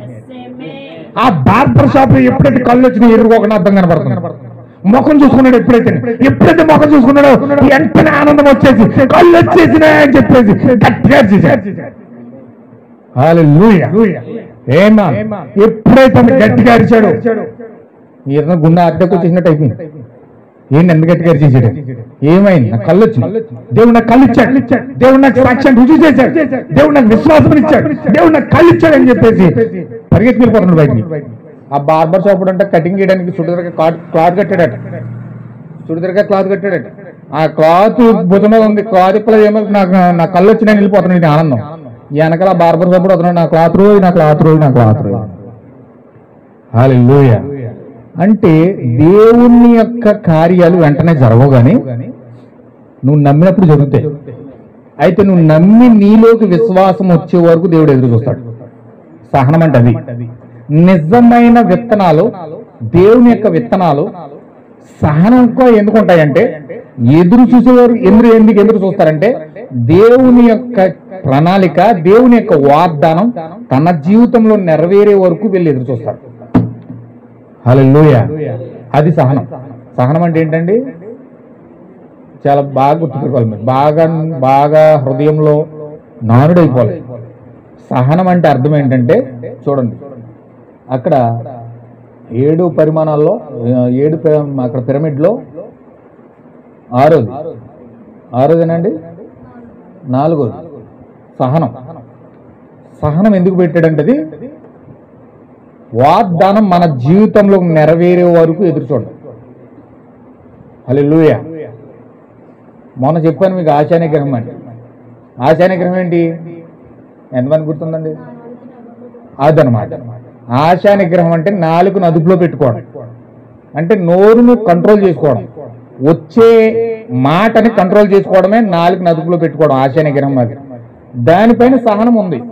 సహనం అంటే అర్థం ఏంటంటే వాగ్దానం మన జీవితంలో నెరవేరే వరకు ఎదురు చూడడం. ఒక ప్రామిస్ మన జీవితంలో ఇంచుమించు 6,000 వాగ్దానం ఉన్నాయి బైబిల్లో. 6,000 వాగ్దానం ఉన్నాయి. దేవుడు చెప్పాడు, ఏం చెప్పాడంటే అప్పు ఇచ్చేవాళ్ళగా ఉంటారు కానీ అప్పు చేయరు అన్నాడు. మన జీవితాలు చూస్తే అన్ని అప్పులే అయిపోతున్నాయి. ఇదేంటి వాగ్దానం మన జీవితాలు నెరవేరట్లే. ఎందుకు నెరవేరట్లే? మనం ఎక్కడో కాలు తప్పరాడు చేస్తున్నాం, ఎక్కడో దారి తప్పుతున్నాం. దాన్ని సరి చేసుకుంటూ ఆ వాగ్దానం మన జీవితంలో నెరవేరే వరకు ఎదురు చూడం. హల్లెలూయా. చాలా నీ శత్రువు వెంట భోజనం పెడతానని చెప్పి వాగ్దానం చేశాడు దేవుడు. శత్రువు ఎవరు? మన శరీరమే మనకు వాక్యం ఇవ్వాలి. శరీరమే వాక్యం ఇచ్చేంత సహనం మనకు ఉండాలి. అంటే దానికి అంత వాక్యం పెట్టాలి. శత్రువుని ప్రేమించమన్నాడు. శత్రువులు అంటే మనకు పొడిచిన వాళ్ళు ఎవరా, తిట్టిన వాళ్ళు ఎవరా, బాధించిన వాళ్ళు ఎవరా అని మనం ఎదురు చూస్తాం. కానీ శరీరమే శత్రువు. హల్లెలూయా. దాన్ని ప్రేమించడం అంటే అర్థం ఏంటి? ప్రేమ అంటే అర్థం ఏంటండి? సరిచేయడం. ప్రేమ అంటే ఏంటండి? సరిచేయడం. అంటే శరీర కార్యాలను సరిచేయడం, అంటే నిన్ను నువ్వు సరి చేసుకోవడం. శత్రువులను ప్రేమించడం అంటే అర్థం ఏంటి? నిన్ను నువ్వు సరి చేసుకోవడం. నీ శరీరంలో ఉన్న బలహీనతల నుంచి నువ్వు వేరవడం, నీ శరీరంలో ఉన్న కార్యాల నుంచి వేరవడమే నీ శత్రువుని ప్రేమించడం. ప్రేమ అనగా సరిచేయడం. ప్రేమ అంటే కూరెట్టడమో, అన్నం పెట్టడమో, యాప్లిస్కెళ్ళి ఇవ్వడమో, లేకపోతే ఈ చేయడం కాదు ప్రేమ అంటే. చాలా మంది ప్రేమ అంటే మోసపోతారు, ఇలాంటివన్నీ చేయడమే ప్రేమ అనుకుంటారు. కానీ ప్రేమ అంటే అసలైన ప్రేమ ఏంటంటే నిన్ను సరిచేయడం. అంటే నీ శరీరాన్ని నువ్వు ప్రేమిస్తే నువ్వేం చేస్తావు? సరి చేస్తావు. అంటే శరీర కార్యాల నుంచి నువ్వు దూరం అవుతావు. అప్పుడు నువ్వు శరీరాన్ని ప్రేమిస్తున్నావు అని అర్థం. హల్లెలూయా. కొంచెం లోపలికి వెళ్తే ఇంకా చాలా కార్యాలు ఉన్నాయి. అందుచేత నా ప్రియమైన సహోదరులు కొంచెం ఆలోచించాను. ఇవన్నీ పెనేసుకుని ఉన్నాయి. ఇప్పుడు గోధుమ గురువుకి పెనగేసుకుని ఉన్నాయి, శరీరము ఆత్మ పెనేసుకుని ఉన్నాయి. దీన్ని వేరు చేయగలుగుతామండి? శరీరాన్ని ఆత్మను వేరు చేయగలుగుతామా? ఏమండి? శరీరాన్ని ఆత్మను వేరు చేయగలుగుతామా? ఇప్పుడు దేవుడు ఎందుకు పెరిగేయద్దు అన్నాడు? శరీరాన్ని తీసి దేవదూతలు పడేసిన సమాధులు ఆడేసిన నువ్వు ఎక్కడికి వెళ్ళిపోతావు? నువ్వు ఎక్కడికి వెళ్ళిపోతావు? ఆత్మ ఎక్కడికి వెళ్ళిపోద్ది? అది కూడా పాతాళంకి వెళ్ళిపోద్ది. అందుకే దేవుడు పెరిగేయద్దు అన్నాడు. వద్దొద్దు, పెరగొద్దు. కోతకాలం వస్తుంది, చివరి యుగం వస్తుంది, యుగ సమాప్తి వస్తుంది. ఆ యుగ సమాప్తిలో అక్కడ ఆత్మ నుండి శరీరం వేరే కాలం వస్తుంది. శరీర కార్యాలు, ఆత్మ కార్యాలు, ఒక ప్రవర్త వస్తాడు. ఆ కాలానికి నియమించబడిన ఒక ప్రవర్త వస్తాడు. ఆయన వచ్చి శరీర కార్యాలు చెప్తాడు, ఆత్మ సంబంధమైన కార్యాలు చెప్తాడు, గురువు యొక్క లక్షణాలు చెప్తాడు, గోధుమ యొక్క లక్షణాలు చెప్తాడు. అప్పుడు వారు దాన్ని విని వాళ్ళు దాన్ని రెవల్యూషన్ పొందుకొని, ప్రత్యక్షత పొందుకొని శరీర కార్యాల నుంచి ఆత్మ సంబంధమైన కార్యాల నుంచి వేరు చేసుకుంటారు. అప్పుడు దేవుని కుమారులు ఎవరో, దేవుని కుమార్తెలు ఎవరో అర్థమవుతుంది. దేవుని దూతలు ఎవరో, దెయ్యం దూతలు ఎవరో అర్థమవుతుంది. పరలోకం దూతలు ఎవరో, పాతాళం దూతలు ఎవరో అర్థమవుతుంది. అప్పుడు వారి జీవితాన్ని చక్కబెట్టుకుంటారు. అప్పుడు వరకు మీరు ఎదురు చూడండి అని చెప్పి దేవుడు సేవకులకు చెప్పాడు. హల్లెలూయా. అయితే ఎప్పుడైతే ఖచ్చితంగా మనం మన యొక్క విత్తనం యొక్క స్వభావం తెలుసుకున్నామో, విత్తనం యొక్క లక్షణం తెలుసుకున్నామో, అప్పుడు శరీర స్వభావము, ఆత్మ స్వభావం మనకు ఎప్పుడైతే తెలిసిందో, ఆ శరీర స్వభావం నుంచి మనం వేరే ఆత్మ స్వభావ సంబంధమైన స్వభావంలో మనం వెళ్తాం. హల్లెలూయా. మనం నడిపించే 15 భయంకర లక్షణాలు మీకు చూపించాను అనేక సార్లు. శరీర సంబంధమైన స్వభావం, ఆత్మ సంబంధమైన స్వభావం, ఆ పిరమిడ్ లో ఉన్న గుణ లక్షణాలు, ఆ పిరమిడ్ లో ఉన్న గుణ లక్షణాలు, ఆత్మ సంబంధమైన స్వభావం, శరీర సంబంధమైన స్వభావం, 15 లక్షణాలు మనం చూపించాను గలతీ పత్రికలో. హల్లెలూయా. ఇప్పుడు ఆ లక్షణాలు పనిచేసేస్తున్నాయి, ఈ లక్షణాలు పనిచేసేస్తున్నాయి. మనలో మంచి ఉంది, చెడు ఉంది. మంచి చేసి కూడా మంచి చేస్తున్నాం, చెడు చేసి కూడా చెడు చేసేస్తున్నాం. అంటే రెండు కదులుతున్నాయి మనలో, రెండు నియమాలు కదులుతున్నాయి, రెండు అవి కలిసిపోయి పెనేసుకుని ఉన్నాయి. ఏదేం తోటలను మొదలుకొని ప్రకటన గ్రంథం వరకు ఆ రెండు పెనేసుకునే ఉన్నాయి. కానీ ఎప్పుడైతే అవి వేరవుతున్నాయో, ఇది వేరు చేసే కాలం, ఇది కోత కాలం. దేవుని దూతలు వచ్చి కోత కోసేసినాయి. దూతలు వచ్చి ఆ కోత కోసి గోధుమలు గురుగులు వేరు చేస్తున్నాయి. హల్లెలూయా.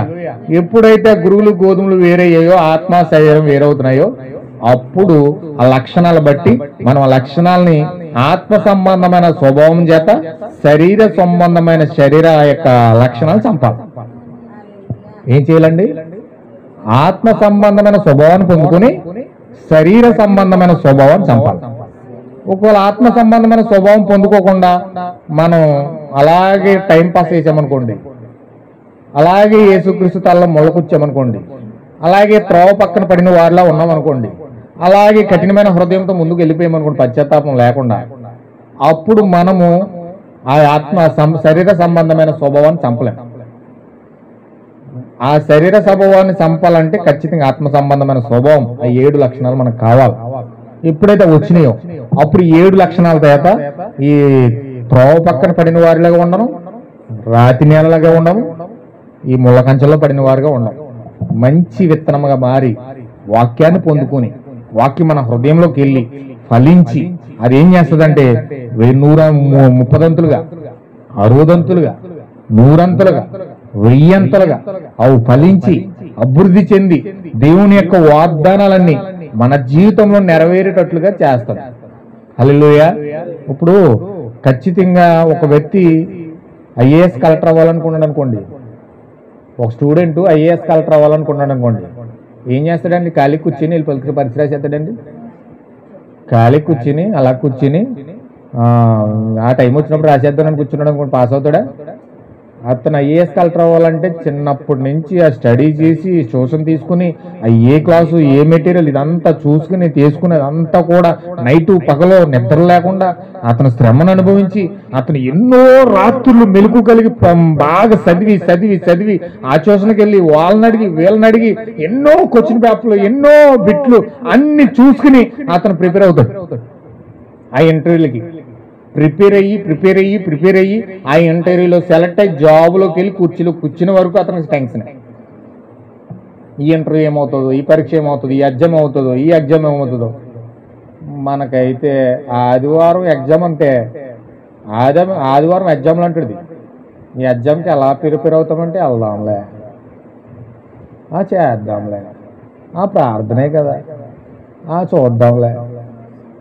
భోజనం చేసేటప్పుడు, పడుకునేటప్పుడు, అలా చేసినప్పుడు, ఇలా చేసినప్పుడు ప్రార్థన చేద్దాం అంటే ఒక్క కలెక్టర్ అవ్వాలని భౌతిక సంబంధమైన వ్యక్తి అంత ప్రయాసపడితే పరలోకానికి రాజు అవ్వాలంటే మనం ఎలా ప్రిపేర్ అవ్వాలి? ఇప్పుడు నువ్వు అయ్యేది ఎందుకు తెలుసు, ప్రార్థన ఎందుకు వస్తున్నావు తెలుసా? ఇక్కడ ఏదో కొంచెం కూర్చుని వెళ్ళిపోవడం కాదు, అసలు ప్రార్థనకు వచ్చేది ఎందుకంటే ఏదో కాలక్షేపం చేసి వెళ్ళిపోయేది కాదు. అసలు నిజమైన సత్యం దగ్గర నువ్వు ఎందుకు వెళ్తున్నావు అంటే దేవుడు చెప్పాడు, నేను నా దగ్గరికి వచ్చే వ్యక్తిని పరలోకానికి రాజుని చేస్తానంటున్నాడు. 1000 ఏళ్ల పరిపాలనలో సింహాసనం మీద కూర్చుని ప్రపంచాన్ని పరిపాలించే రాజుని చేస్తానంటున్నాడు. నీకు చేసిన వాగ్దానం అది. దేవుడు చేసిన వాగ్దానం ఏంటంటే ఏదో నీకు మంచి ఇల్లు ఇస్తాను, శుభ్రంగా కట్టుకో, లేకపోతే మంచి పెళ్లి చేస్తాను, అందమైన భార్యను ఇస్తాను, లేకపోతే చక్కగా డబ్బు ఇస్తాను, మంచి ఉద్యోగం ఇస్తాను, లేకపోతే నీకు అన్ని కార్యాలు సౌకర్యవంతంగా చూసుకుంటానని కాదు దేవుడు నేను చర్చికి రమ్మంట. దేవుడు నేను చర్చికి రమ్మంటాను ఎందుకంటే పరలోక రాజ్యంలో రాజుని చేయడానికి. హల్లెలూయా.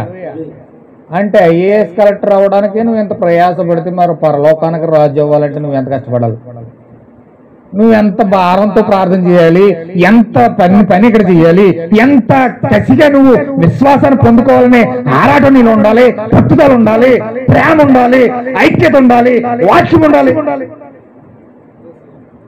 చెప్పండి సార్, ఇలా వచ్చి ఇలా వెళ్ళిపోయేదా?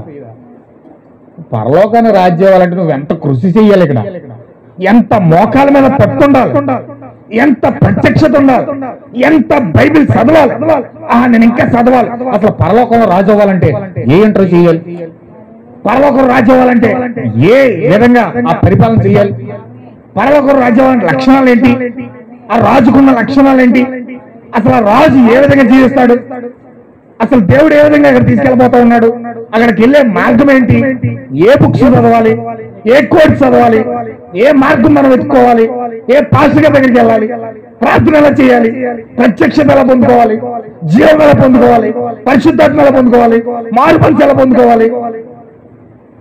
హల్లెలూయా. ఉండాలా వద్దండి? మరి ఇన్ని ఉన్నాయి కదా. మన జీవితంలో శరీర కార్యాలు ఎలా చేయించాలి, ఆత్మను ఎలా చేయించాలి, ప్రాణాన్ని ఎలా చేయించాలి, ప్రాణంలో పరిశుద్ధాత్మ ఎలా పొందుకోవాలి, శరీరంలో పరిశుద్ధాత్మ ఎలా పొందుకోవాలి. హల్లెలూయా. ఇవన్నీ మనం చర్చ చేసి అవన్నీ పొందుకోవడానికి కృషి చేసి పట్టుదల మన జీవితాల్లో ఉంటే అప్పుడు ఆ జీవం మనలో వస్తుంది. హల్లెలూయా. మన భక్తి జీవితానికి ఒక ప్రాక్టికల్ ఉండాలి. ఒక ప్రాక్టికల్ లేకుండా, ఒక భక్తి జీవితానికి ఒక ప్రాక్టికల్ లేకుండా థియరీయే తెలుసుకుని మనం బతికామనుకోండి, జీవితం అంతా థియరీ అయిపోద్ది. తీర సముద్రం వైపు నా సముద్రంలో గడిచిపోద్ది. అది తీర ప్రాంతాల్లో సముద్రం ఉంటుందండి. మన జీవితాల్లో కూడా సముద్రం సాగం అయిపోద్ది. అప్పుడు మనం పాటలాడుకోవాలి, సాగేటి జీవయాత్రలో కొట్టుకుపోతున్నాను. హల్లెలూయా. నేను చెప్పేది ఏంటి నా ప్రియమైన సహోదరులారా, మన జీవితాల్లో థియరీయే కాదు, ప్రాక్టికల్ ఉండాలి. ఎందుకంటే ఒక ఒక డాక్టర్ అవ్వాలనుకుంటే ఆ డాక్టర్కి ఓన్లీ ఆయన పాటలే చెప్పరు, 1 గంట పీరియడ్ ఉంటుంది, ప్రాక్టికల్ చూపిస్తారు అతనికి. నేను బైపీసీ, నేను తీసుకున్నది బైపీసీ.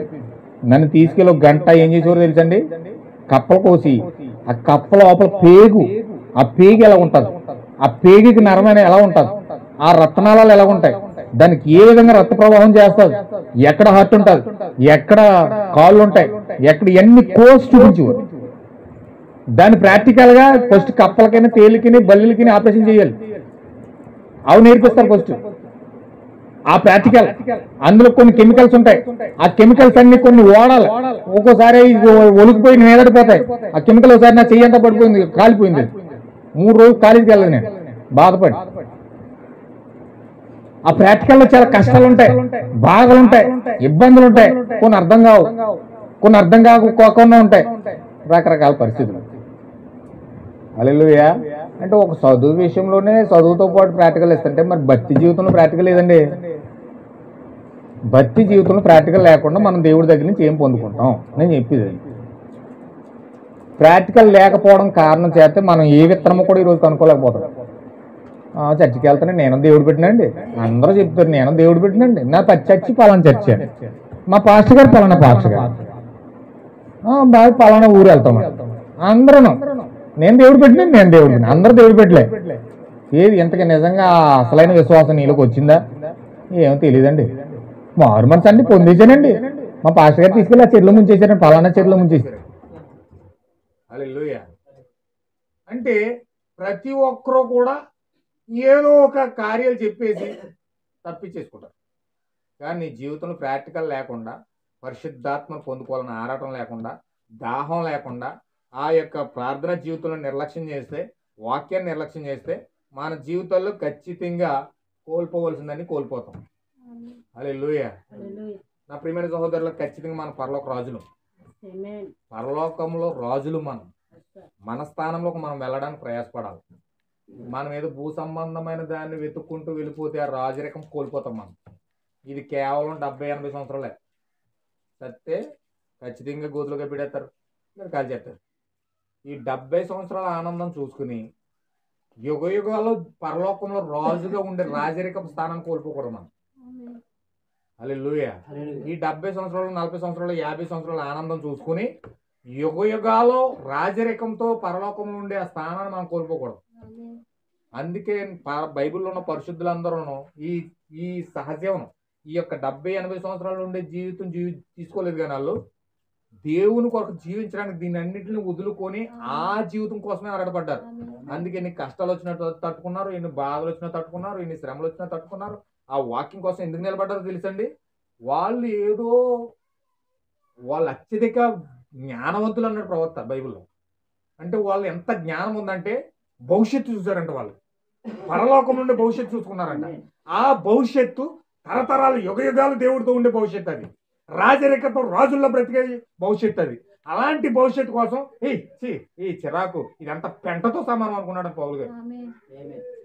ఇదంతా నాకు పెంట, ఇది కాదు నాకు కావాల్సింది. నాకు అసలైన జీవ కిరీటం ఉంది. ఆ జీవ కిరీటం కోసం నేను విశ్వాసంతో పరిగెడుతున్నాను. నా పరుగు పన్ను దేనికోసమో తెలుసా? ఆ జీవ కిరీటం కోసం, దానికోసం పరిగెడుతున్నాను నేను. ఇదంతా పెంట అన్నాడంట. హల్లెలూయా. ఈ యొక్క తాగుడు పెంట, ఈ భయంకరమైన వ్యభిచారం పెంట, ఈ భయంకరమైన అనుమానం పెంట, ఈ భయంకరమైన స్వార్థపూరితమైన జీవితం పెంట, ఇది నాకు ఏది వద్దు. నాకు ఆ జీవ కిరీటం కావాలి, నాకు ఆ పరలోకం కావాలి. నేను పరలోకంలో రాజుని, రాజరికపు వంశానికి చెందినవాడిని. నేను అలా జీవించాలి, నాకు అది కావాలి.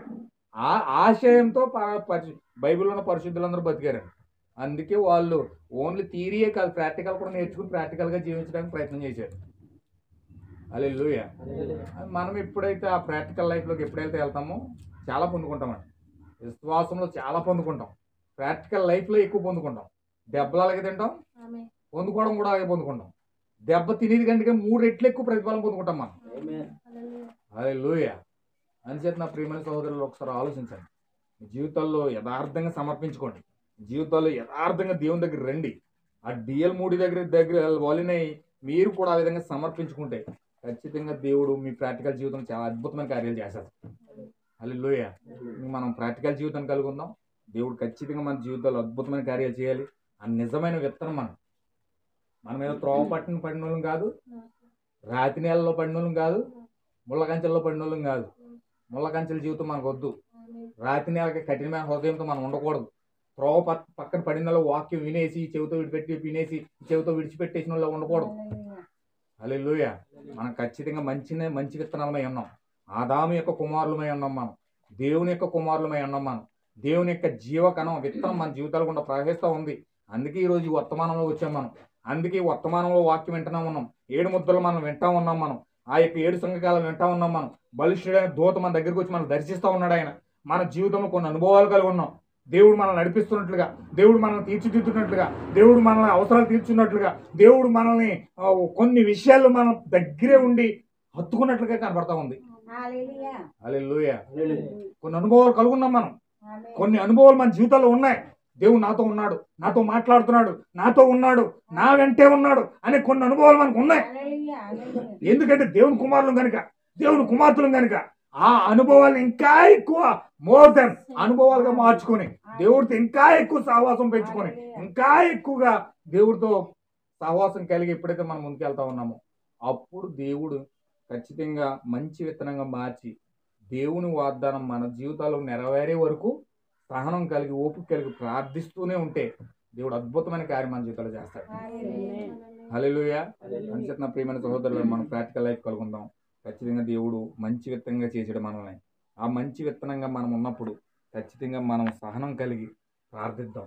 సహనంతో ప్రార్థిద్దాం. సహనంతో నెరవేరే వరకు సహనంతో ఓపిక కలిగి మనం ఖచ్చితంగా ఓపిక కలిగి అనేక ఆత్మల కోసం పోరాడదాం. డిఎల్ మూడీ వలె మనం కూడా సమర్పించుకొని ముందుకెళ్దాం. దేవుడి వాక్యం దీవించిన గాక. ఒకసారి అందరూ కూడా